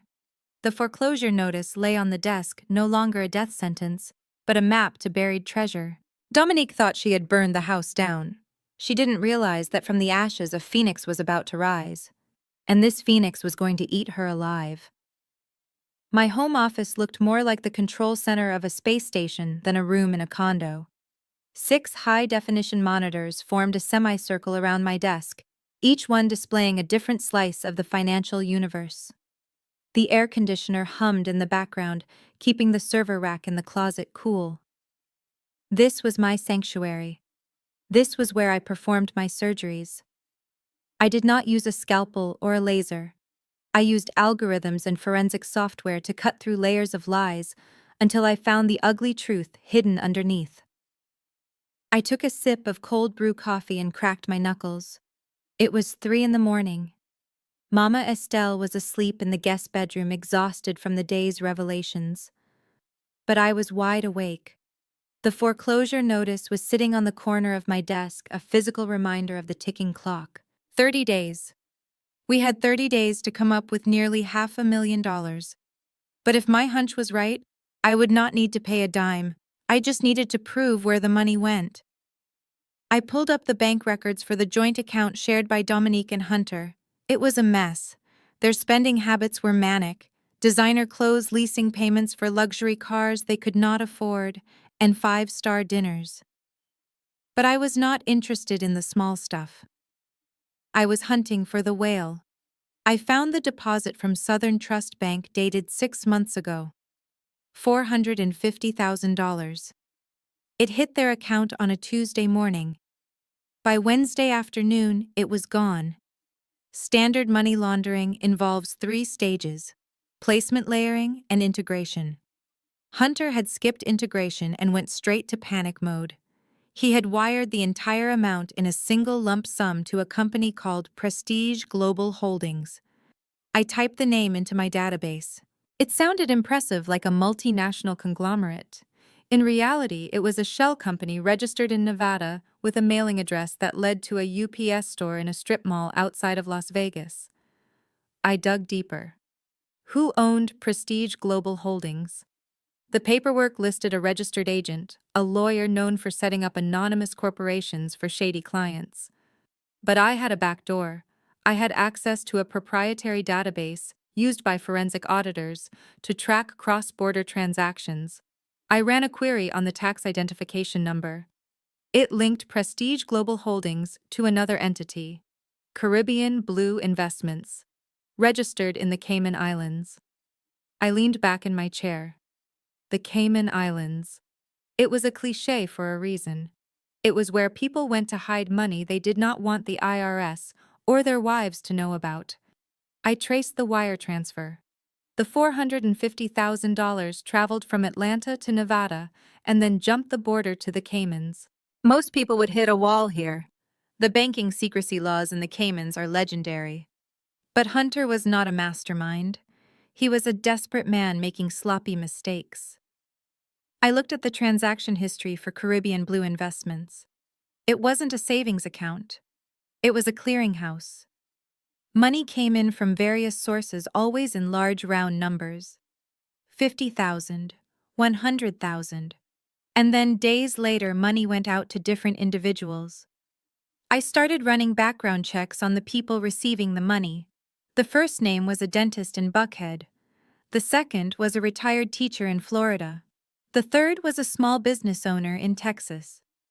I pulled up their social media profiles. They all had one thing in common. They were all connected to Hunter Sterling on LinkedIn, and they were all angry. The dentist had posted a furious rant 6 months ago about being scammed by a fake investment opportunity. The picture became clear. Hunter was not an investment guru. He was running a Ponzi scheme. He was taking money from new investors to pay off the old ones who were demanding their returns. The $450,000 he stole from Mama Estelle did not go into a secret savings account. It evaporated. He used it to pay off the dentist and the teacher to keep them from going to the police. He had burned our family home to put out a fire of his own making. I felt a surge of cold anger. He had not just stolen from us. He had used our mother's legacy to cover up his crimes against other innocent people. But proving the flow of money was only half the battle. I needed to prove intent. I needed to prove that Hunter personally authorized that wire transfer. He could easily claim that Dominique did it, or that his account was hacked. I needed to put the gun in his hand. I opened the metadata log for the bank transfer. Every digital transaction leaves a fingerprint. It records the time, the browser type, and most importantly, the IP address of the device that initiated the command. I scanned the log. The transfer was authorized on October 15th at 2 o'clock in the afternoon. The device was a MacBook Pro. I looked at the IP address, 192 That was a local network address. I needed the external public IP. I scrolled down. There it was. A string of numbers that looked like nonsense to most people, but looked like coordinates to me. I ran a geolocation trace on the IP. The blue dot on the map zoomed in. It hovered over North America, then Georgia, then Atlanta, then the West End district. It landed directly on top of 422 Abernathy Street, my mother's house. I froze. I checked the date again. October 15th. That was a Tuesday. I checked my timeline. That was 2 weeks after they had put Mama in the nursing home. Hunter had been in the house. He was sitting in my mother's living room, probably with his feet up on the coffee table. He had used her own Wi-Fi network to log into his bank account and steal the equity from the roof over his head. The sheer audacity was breathtaking. He was so arrogant, so sure that Mama would never come home, that he didn't even bother to use a VPN. He didn't bother to go to a coffee shop. He committed a federal crime from the scene of the crime. I took a screenshot. Then I printed it. This was the smoking gun. This single piece of paper proved that Hunter Sterling was physically present at the location when the funds were stolen. It proved he used interstate wires to facilitate fraud. I wasn't just looking at theft anymore.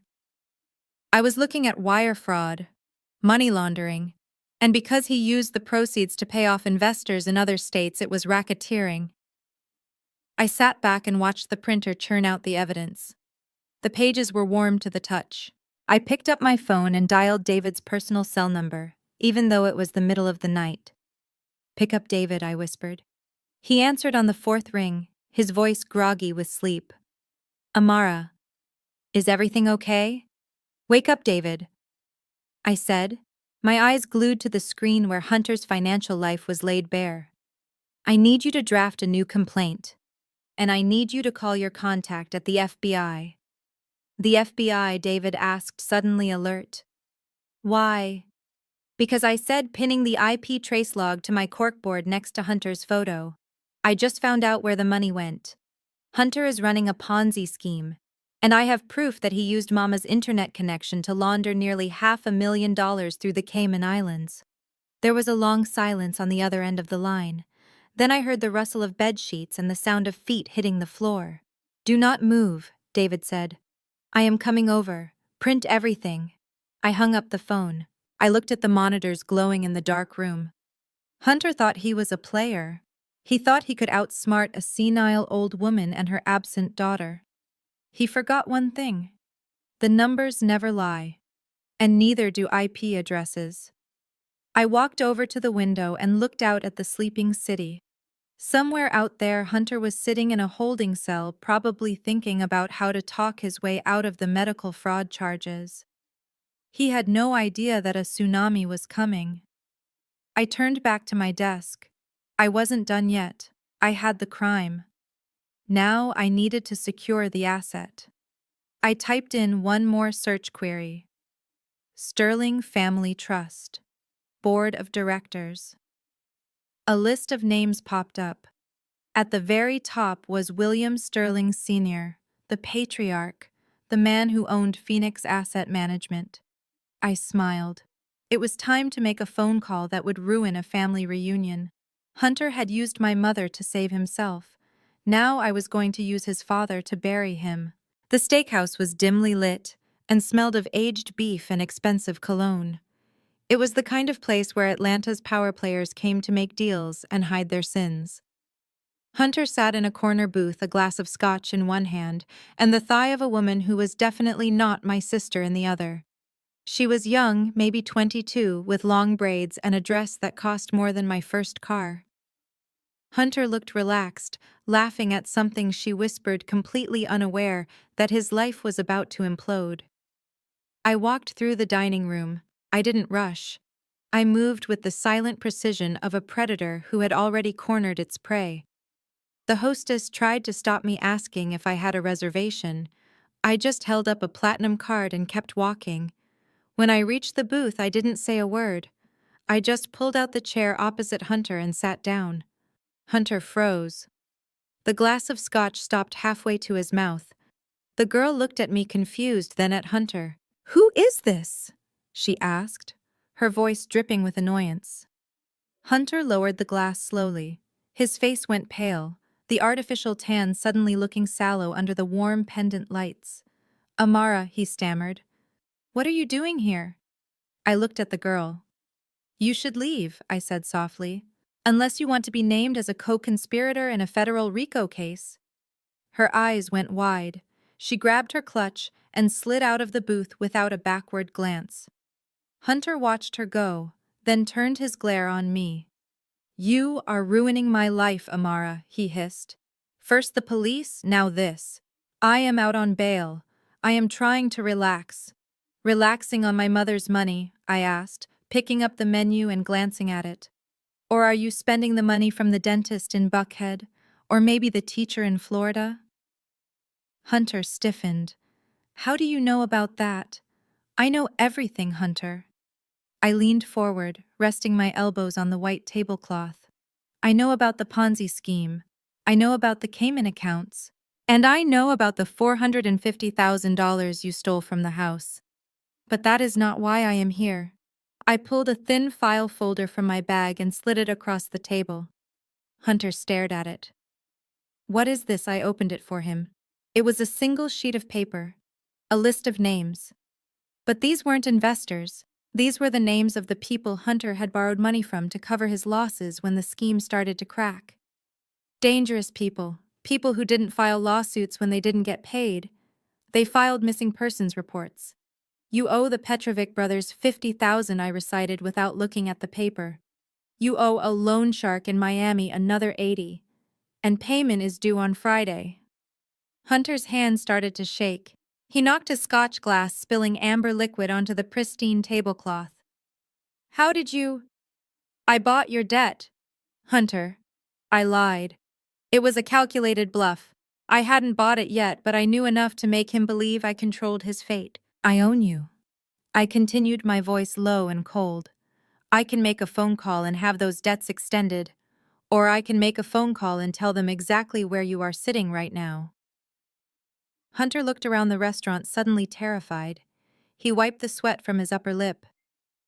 "What do you want?" he whispered. "Money. I do not have any left. I do not want your money, Hunter. I want Dominique." He blinked. "Dominique. But she is your sister. She is my enemy," I corrected. "And right now she is the only thing standing between me and saving my mother's house. I know she has a plan. I know she kept something back. I want access to her personal files. I want to know what she was planning to do if the nursing home didn't kill Mama fast enough." Hunter hesitated. He looked down at his hands. "If I tell you, she goes to jail for a long time." I shrugged. "And if you do not tell me, you deal with the Petrovic brothers." "It is a simple choice, Hunter. Loyalty to a wife you are already cheating on, or your own survival."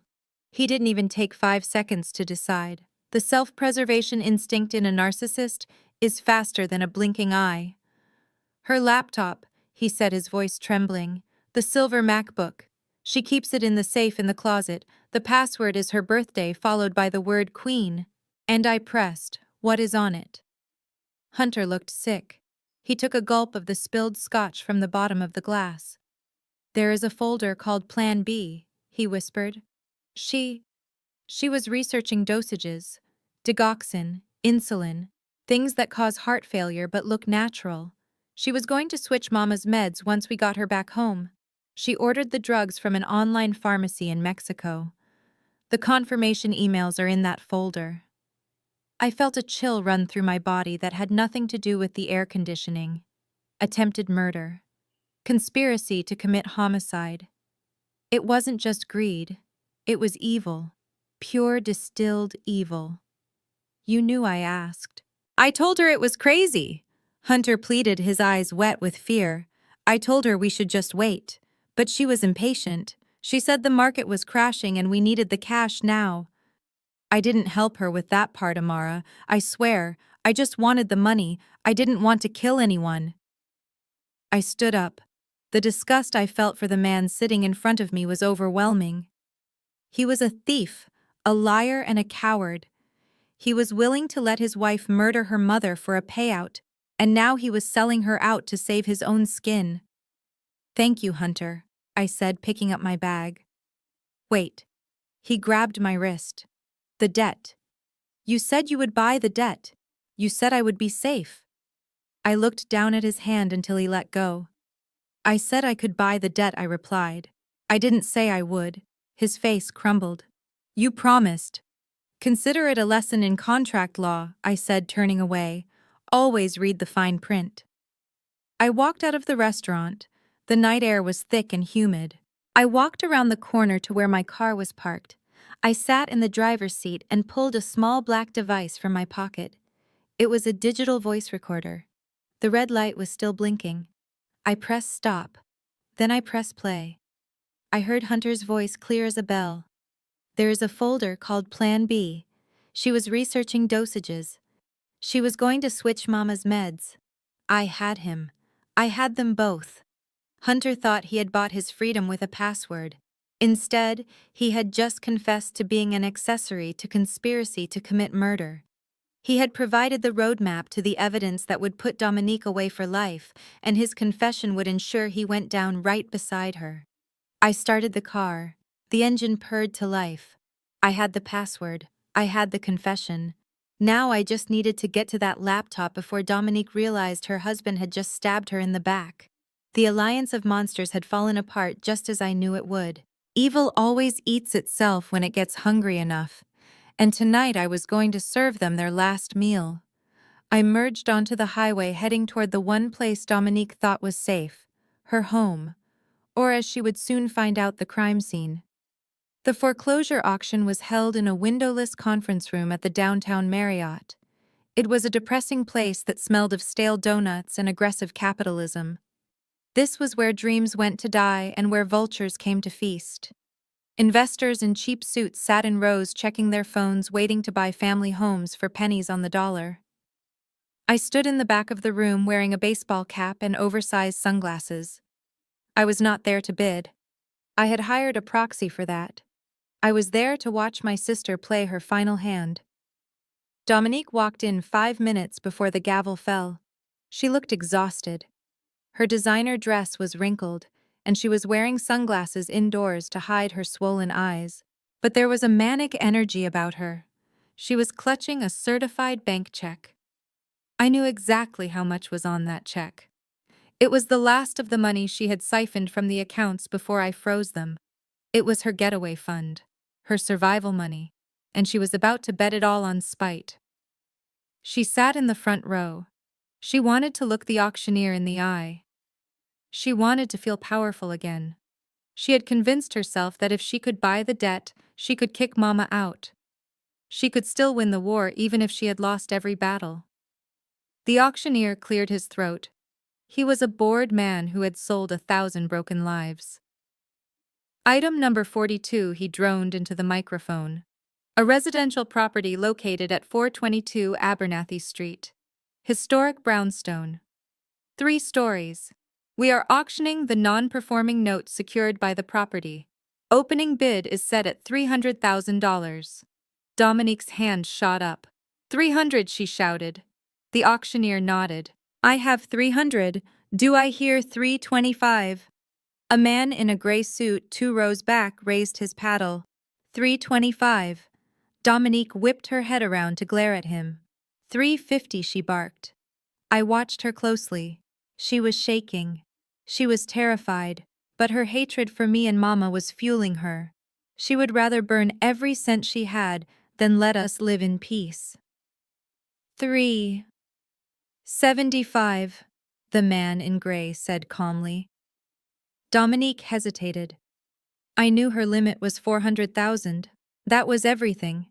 If she went over that, she would be penniless. 400,000, she screamed, her voice cracking. The room went silent. The other investors looked at her.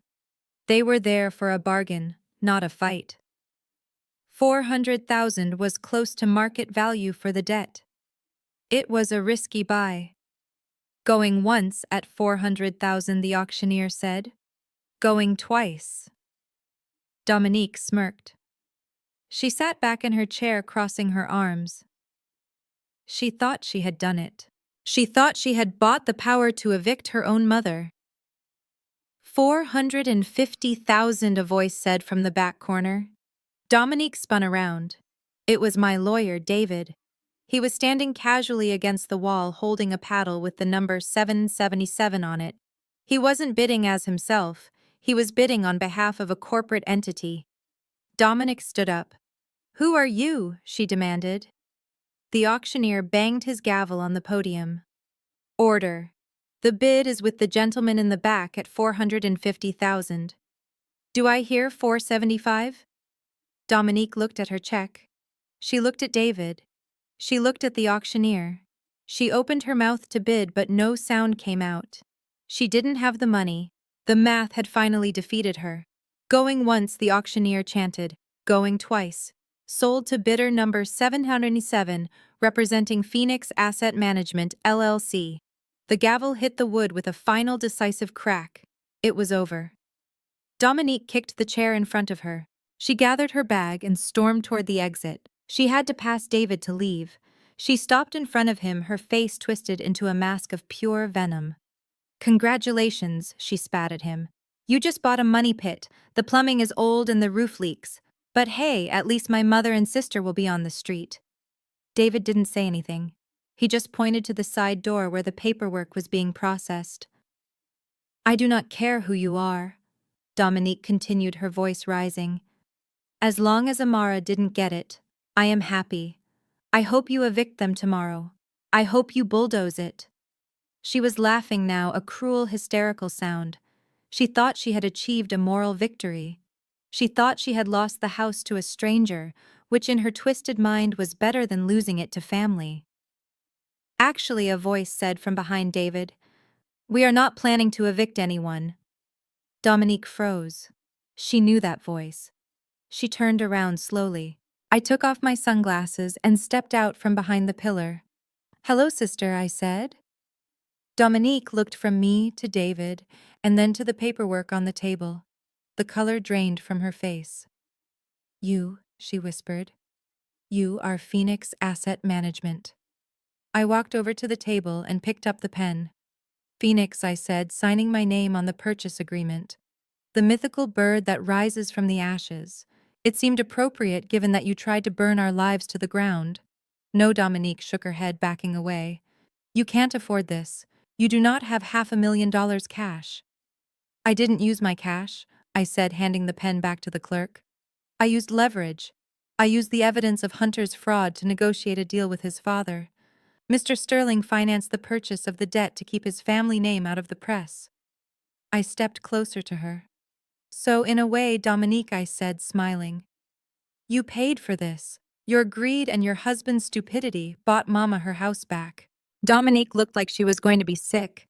The realization hit her like a physical blow. She hadn't just lost. She had handed me the ultimate victory. "So you own the debt?" she asked, her voice trembling. I nodded. "I own the debt. I own the mortgage. And effective immediately, I am the landlord." I looked at the security guard standing by the door. "This woman is trespassing on private property," I said calmly. "Please escort her out." Dominique started to scream as the guard took her arm. "It is not fair. It is my inheritance." I watched them drag her out of the conference room. She was kicking and screaming just like a toddler who had been told no for the first time in her life. David handed me the deed. "It is done," he said. I looked at the paper. It was just a standard legal document, but it felt heavier than gold. It was the shield that would protect Mama Estelle for the rest of her life. "Let's go home, David," I said, putting the deed in my bag. "Mama is making peach cobbler, and I think we finally have something to celebrate." I walked out of the hotel into the bright Atlanta sunshine. My phone buzzed. It was a text from Hunter. He was asking if I had spoken to the Petrovic brothers yet. I deleted the message. I had bigger things to worry about. I had a house to renovate and a life to rebuild. The revenge was sweet, but the peace that followed was even sweeter. I got into my car and drove toward the West End. For the first time in 6 months, the sale pending sign would be coming down, and it would stay down forever. The morning sun hit the red bricks of the brownstone on Abernathy Street, but it brought no warmth to the people hiding inside. For the last 3 days, Dominique and Hunter had been living like fugitives in the house they tried to steal. They had sold their own luxury condo in Buckhead a week ago, thinking they would move into Mama Estelle's historic home and live rent-free forever. They had gambled everything on the assumption that Mama would never leave the nursing home. Now they were trapped. They had no money, they had no assets, and thanks to the foreclosure notice they had ignored, they had no legal right to be there. I sat in my car across the street watching the front door. I sipped my coffee, feeling a sense of calm that scared me a little. Revenge used to feel hot like fire, but now it felt cold like steel. Beside me on the passenger seat was the writ of possession, signed by a judge less than 24 hours ago. It was the legal hammer that was about to shatter my sister's delusion. I checked my watch. It was 9 o'clock exactly. Right on cue, a white van pulled up to the curb. 2 uniformed deputies from the Fulton County Sheriff's Department stepped out. They were big men with serious faces and utility belts that jingled as they walked. Behind them came a team of 4 movers I had hired. They were not the gentle kind who wrap your china in bubble wrap. They were the eviction crew. They carried heavy-duty trash bags and moved with the efficiency of a demolition team. I stepped out of the car and signaled to the lead deputy. He nodded at me. We walked up the driveway together. The grass was overgrown. The flowers Mama loved were dead. In just 6 months, Dominique had managed to let the exterior decay, just like she had let her own soul rot. The deputy pounded on the heavy oak door. His fist made a sound that echoed through the entire neighborhood. "Sheriff's Department," he shouted. "Open up!" There was no answer. I could hear movement inside. I heard a frantic shuffling and a hushed argument. They were ignoring us, hoping we would just go away. It was the logic of a child hiding under the covers. The deputy hit the door again, harder this time. "Dominique and Hunter Sterling," he yelled. "We have a court order for immediate eviction. Open this door or we will breach it." Finally, the lock clicked. The door opened a crack. Dominique peered out. She looked terrible. Her hair was unwashed, tied back in a messy knot. She was wearing a silk robe that had a coffee stain on the lapel. Her eyes were darting back and forth, looking for an escape route that didn't exist. "What do you want?" she hissed. "We are sleeping. You can't just bang on people's doors like this." The deputy didn't blink. He held up the paperwork. "Ma'am, you were served with a notice to vacate 30 days ago. That period has expired. The property has been foreclosed and sold to a new owner. You have 10 minutes to gather your essential personal items and leave the premises." Dominique laughed, a high-pitched sound that bordered on hysteria. "Sold. That is impossible. This is my mother's house. I am the heir. You can't sell it without my signature. There has been a mistake. Go check your records." "There is no mistake," the deputy said, stepping forward. He used his shoulder to gently but firmly push the door open. "The bank foreclosed on the reverse mortgage, ma'am. The debt was purchased and the title has been transferred. You are trespassing." Dominique tried to block him with her body. "No, I am not going anywhere. This is my house. My name is on the will." She looked past the deputy and saw me standing on the bottom step. Her eyes went wide with rage. "You!" she screamed, pointing a shaking finger at me. "You did this. You told them to come here." I walked up the stairs until I was standing face to face with her. I could smell the stale alcohol on her breath. "I didn't tell them to come here, Dominique," I said, my voice steady. "I hired them." "What?" she whispered. I pulled the deed out of my bag. It was the document I had signed at the auction. "I told you at the hotel," I said.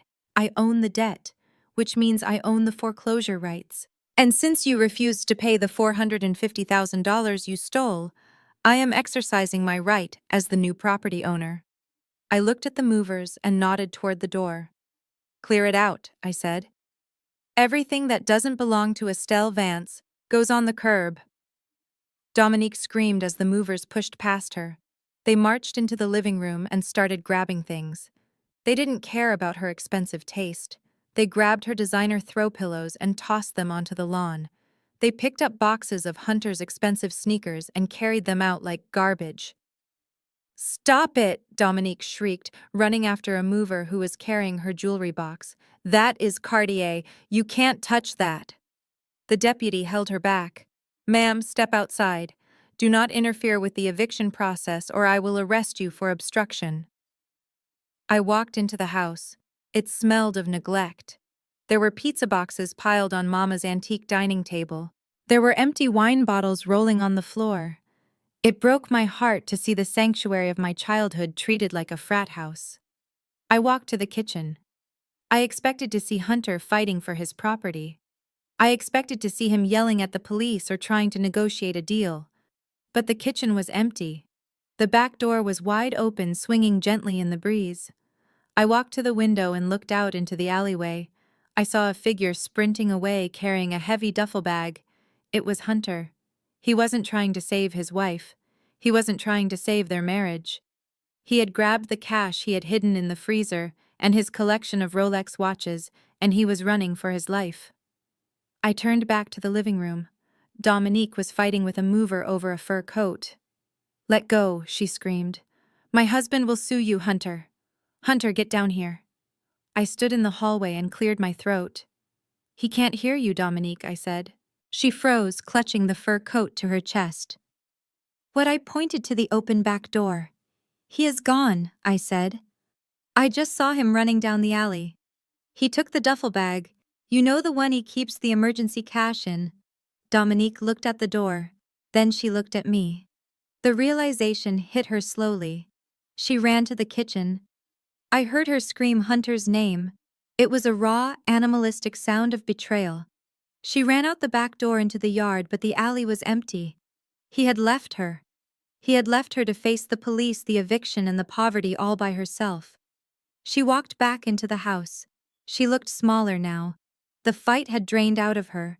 The deputies escorted her out the front door. She stood on the sidewalk, surrounded by piles of her clothes and boxes of useless trinkets. The neighbors were watching from their porches. They weren't judging her anymore. They just looked tired. I walked out onto the porch and looked down at her. She was sitting on a Louis Vuitton suitcase, her head in her hands.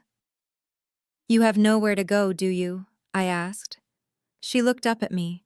Her mascara was running down her face. "I hate you," she whispered. "You took everything from me." "I didn't take anything, Dominique." I said. "You threw it away. You threw away a mother who loved you. You threw away a sister who would have done anything for you. And for what? For a husband who just ran out the back door with your life savings?" I motioned to the movers to stop. The lawn looked like a yard sale gone wrong. I turned to the deputy. "How long does she have to remove these items from the property?" 24 hours, the deputy said. "After that, it is considered abandoned property, and you can dispose of it however you see fit." I looked at Dominique. "You have 24 hours, I said. I suggest you start selling things. You are going to need the money for a divorce lawyer." I walked back inside the house and closed the door. The sound of the lock clicking into place was the most final sound in the world. I leaned against the heavy wood and closed my eyes. It was done. The house was ours again. The cancer had been cut out. I walked through the empty rooms. The silence was heavy, but it was clean. I picked up a pizza box from the floor and threw it in the trash. Then I picked up a wine bottle. I started to clean. I cleaned for hours. I scrubbed the floors. I opened the windows to let the fresh air in. I was washing away the stain of their greed. By sunset, the house felt different. It felt lighter. I stood in the living room watching the light fade across the floorboards. My phone buzzed. It was a text from Mama Estelle. "Is it over?" she asked. I took a picture of the empty living room bathed in the golden hour light. I sent it to her with 3 words. "Welcome home, Mama." I looked out the window one last time. Dominique was gone. The pile of clothes was gone. The only thing left on the curb was a single broken picture frame. I walked out to get it. It was a picture of the three of us taken 10 years ago at a family barbecue. We were all smiling. We looked happy. I took the photo out of the frame. I looked at Dominique's smiling face. I didn't feel hate anymore. I just felt pity. I tore the photo in half, separating her from us. I put Mama and me in my pocket. I dropped the other half in the trash can. The eviction was complete.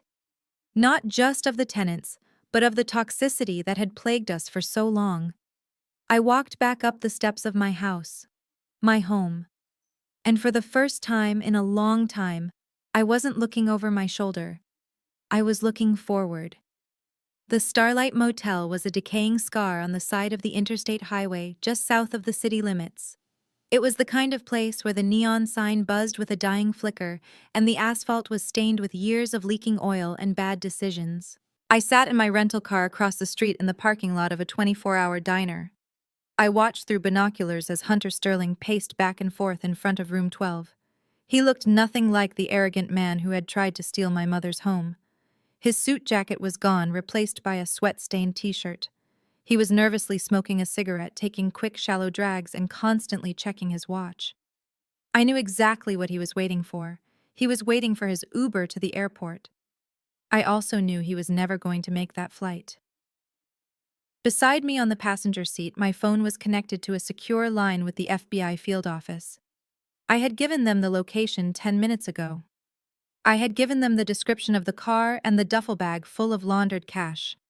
But I wasn't just there to watch an arrest. I was there to witness the final collision of lies. A yellow taxi pulled into the motel lot, kicking up a cloud of dust. Hunter grabbed his duffel bag and sprinted toward it. But before he could open the door, another car screeched into the lot.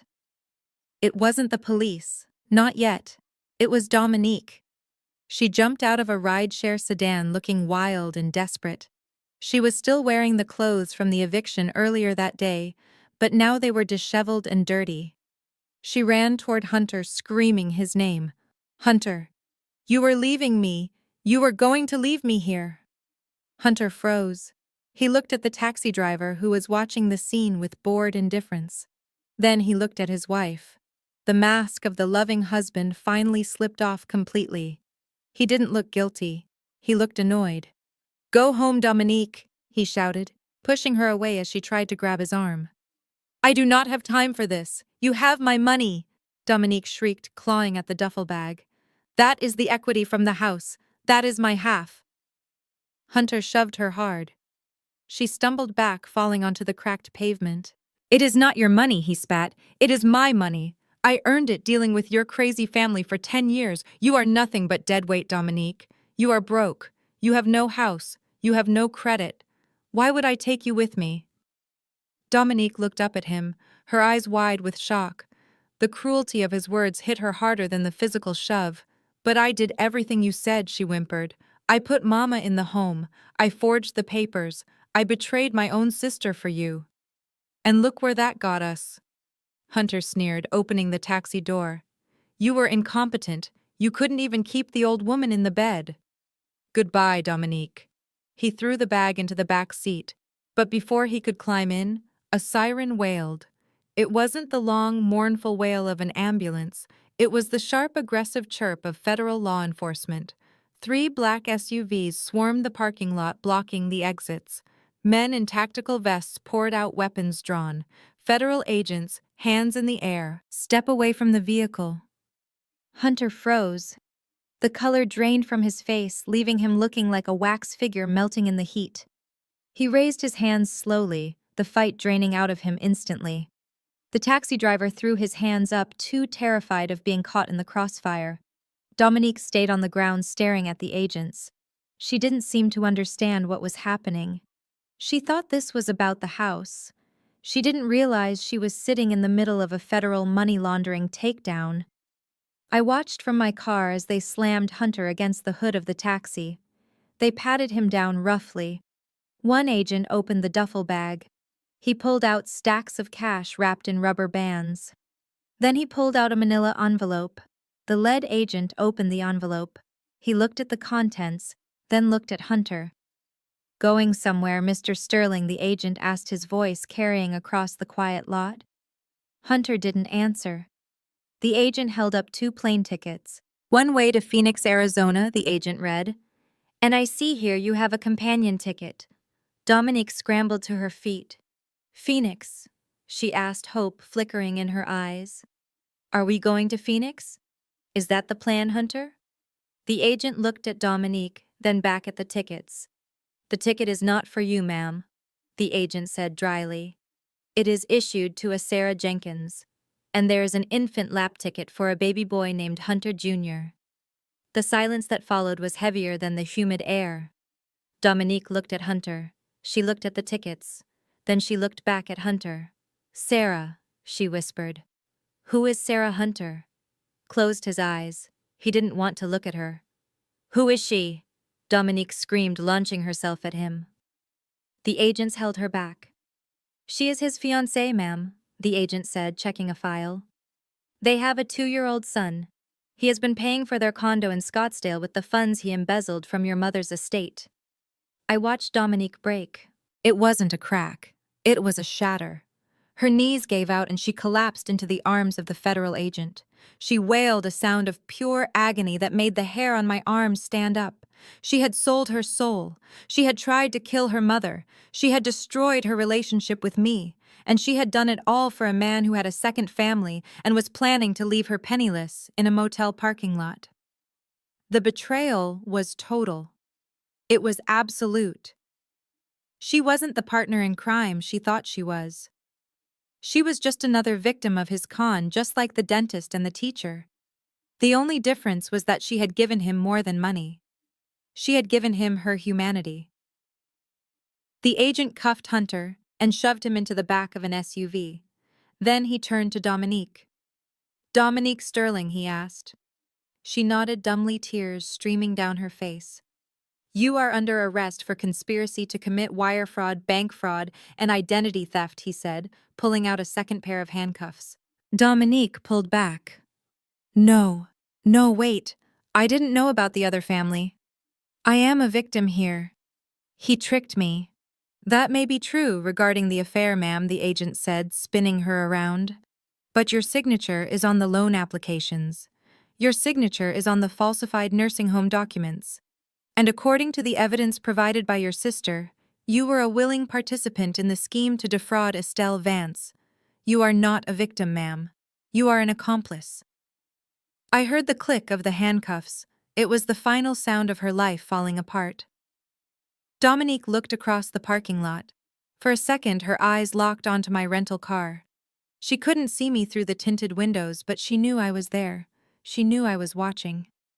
She didn't scream at me this time. She didn't curse. She just hung her head in defeat.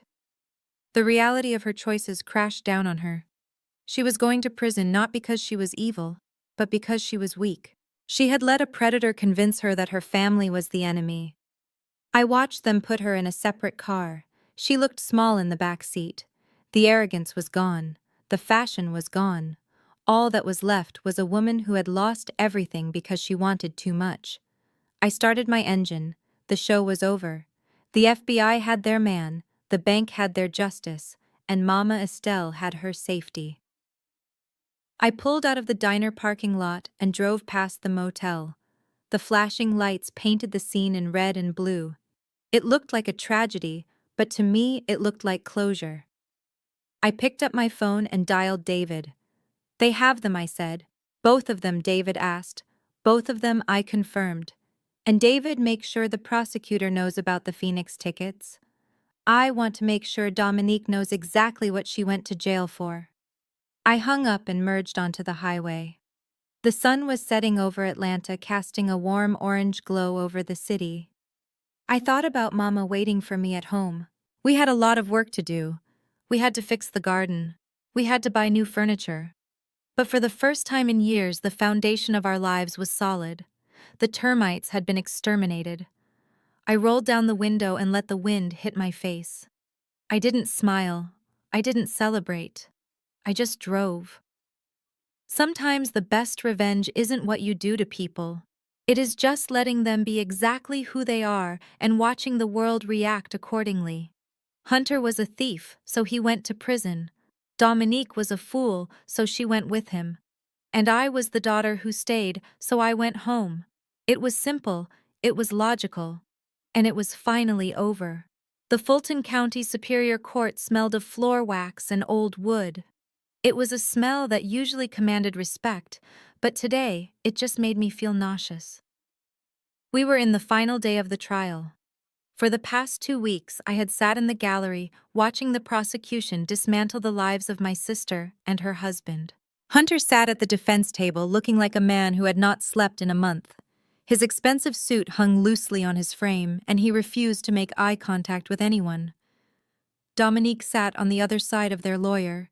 She had opted for the innocent victim look, wearing a modest cardigan and no makeup, but the hard set of her jaw gave her away. She was not sorry. She was just angry that she had been caught. The prosecutor called Mama Estelle to the stand. The courtroom went silent as she walked to the witness box. She held her head high, gripping her cane not for support, but for authority. She declined the bailiff's offer of a hand. When she sat down, she smoothed her skirt and looked directly at the judge. She did not look at Dominique. Not once. Mrs. Vance, the prosecutor, asked gently, "Can you tell the court how you felt when you discovered your daughter had filed a do not resuscitate order in your name?" Mama took a moment to answer. Her voice was low, but it carried to every corner of the room. "I felt like I had failed," she said. "I raised Dominique to be a strong woman. I raised her to value family above everything else. To find out that she viewed my life as nothing more than an obstacle to a paycheck broke my heart in a way that no heart attack ever could." Dominique let out a sob. It was a loud, theatrical sound designed to garner sympathy from the jury. "I am sorry, Mama," she cried out. "Hunter made me do it. He said we would lose everything." The judge banged his gavel. "Order. The defendant will remain silent." Dominique slumped back in her chair, burying her face in her hands. Her lawyer whispered something urgent to her, but she shook her head, pointing an accusing finger at Hunter. "He manipulated me," she hissed loud enough for the microphone to catch. "I was a victim of coercive control. It was a good strategy. If the jury believed she was just a helpless wife under the spell of a wicked husband, she might get off with probation. But I had prepared for this moment. I was the next witness. I took the stand with my laptop tucked under my arm. I connected it to the courtroom's projection system. "Ms. Vance," the prosecutor said, "you are a forensic accountant, is that correct?" "Yes," I said. "I specialize in tracing illicit financial flows." "And what did you find when you examined your sister's finances?" I looked at Dominique. She was watching me with pleading eyes, silently begging me to back up her story. I looked away and pressed a key on my laptop. A complex timeline appeared on the large screen facing the jury. "This chart represents the financial history of Dominique and Hunter Sterling," I explained. "The defense is claiming that Hunter was the mastermind, and Dominique was an unwilling participant who only agreed to the fraud 6 months ago under duress." I pointed to a series of red bars on the far left of the timeline. However, the data tells a different story. These red bars represent withdrawals from my mother's retirement accounts. They began 5 years ago. The jury leaned forward. Dominique went pale. 5 years ago, I continued, my voice steady. Hunter and Dominique were not yet married. In fact, they had not even met. Yet on these dates, checks were written from Estelle Vance's account to a shell company called DV Consulting. DV stands for Dominique Vance. I pulled up the images of the cashed checks.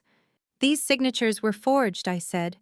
"We know this because on the dates these checks were signed, my mother was visiting me in London. Dominique was the only one with access to the checkbook. She has been stealing from our mother systematically for half a decade. Hunter didn't corrupt her. He just gave her a bigger shovel to dig the hole she was already standing in." The courtroom erupted in whispers. The victim narrative evaporated instantly. Dominique wasn't a pawn. She was the architect. Hunter was just the partner she had been waiting for. Dominique stared at the screen. The evidence was irrefutable. The dates, the amounts, the signatures. It was all there in black and white.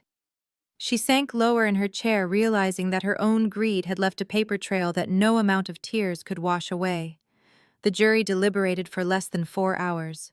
When they returned, they did not look at the defendants. "We find the defendant, Hunter Sterling, guilty on all counts," the foreman read. "Wire fraud, money laundering, elder abuse, and conspiracy to commit murder.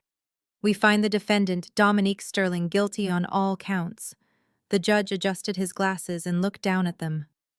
"Hunter Sterling," he said, his voice booming, "you preyed on the vulnerable. You stole from the elderly to fund a life of excess. I sentence you to 15 years in federal prison." Hunter screamed. It was a raw, guttural sound. He slammed his fist on the table, shouting that it wasn't fair, but the marshals were already moving in.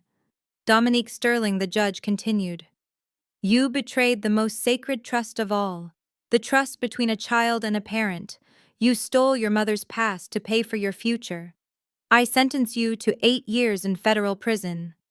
Dominique didn't scream. She just went limp. The marshals pulled her up by her arms. As they led her away, she turned her head. She looked for Mama, but Mama had already walked out of the courtroom.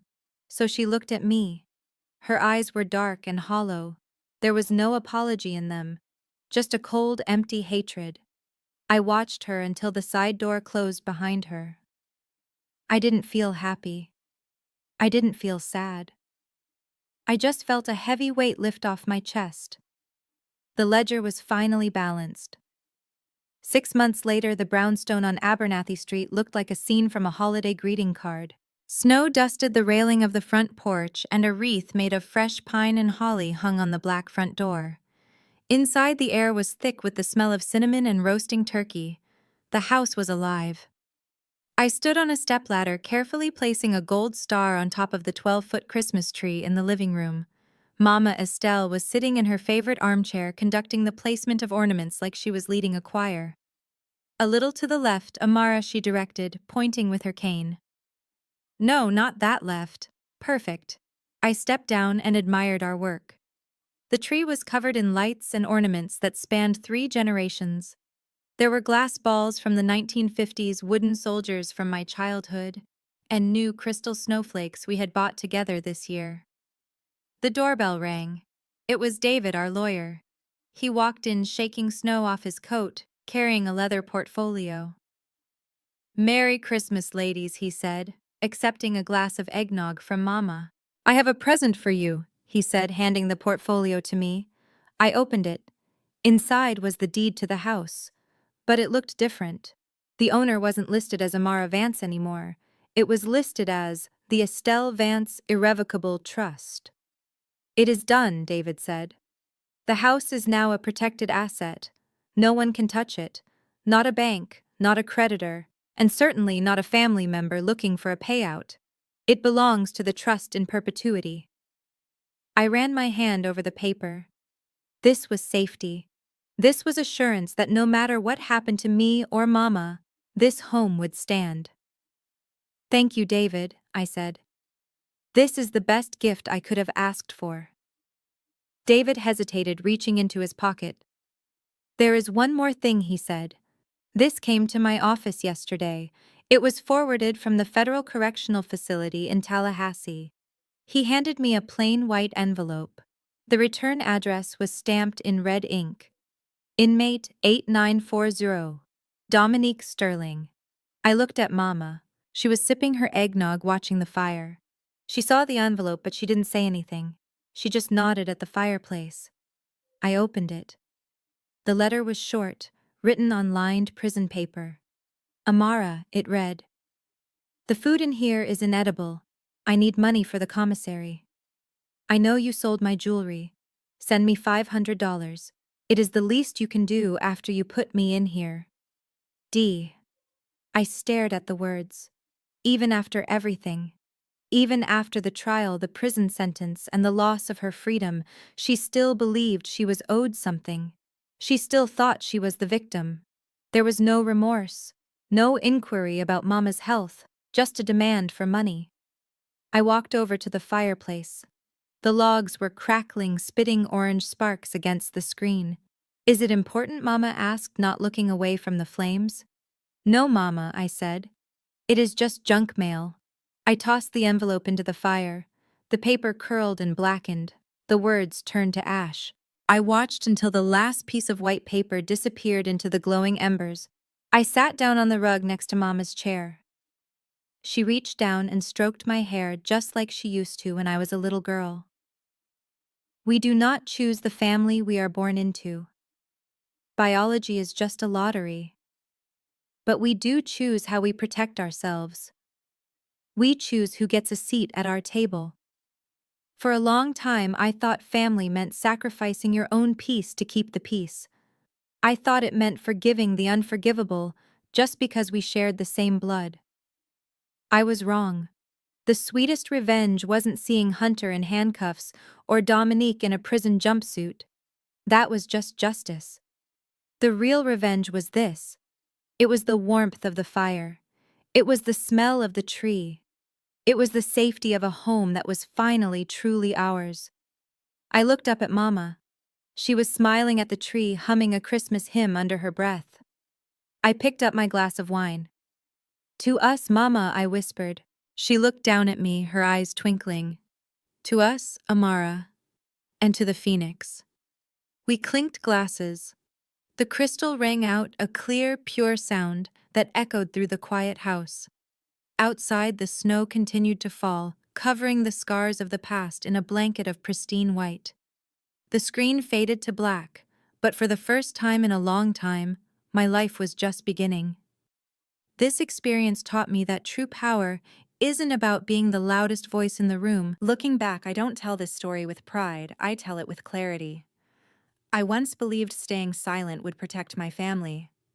I believed enduring pain was the price of love. I was wrong. If there is one lesson I want you to take from my experience, it's this. Never sacrifice your safety, your truth, or your dignity in the name of peace. That path only leads to deeper family betrayal, and I learned that lesson the hard way. I didn't plan a family revenge story, I prayed for justice. I trusted God when the lies grew louder. I trusted God when my own blood turned against me. And I trusted God when standing up felt terrifying. What unfolded wasn't about anger, but about accountability. True family revenge is not destruction, it's refusing to let wrongdoing continue. And when family betrayal shows its face, the bravest thing you can do is stop enabling it. My advice: don't be like me in the beginning. Don't wait too long. Don't excuse cruelty because it comes from family. Learn to recognize family betrayal early, set boundaries firmly, and remember that God does not ask us to accept abuse to prove loyalty. God calls us to truth, and God stands with those who choose integrity over fear. If this story moved you, take a moment to comment below and share your thoughts. If you believe stories of family revenge and family betrayal deserve to be told honestly, please share this video and subscribe to the channel. It truly helps more than you know. Thank you sincerely for staying with me until the end. And a gentle warning: upcoming stories may include some fictionalized elements crafted for educational and reflective purposes. If that's not what you're looking for, feel free to explore other content that suits you better.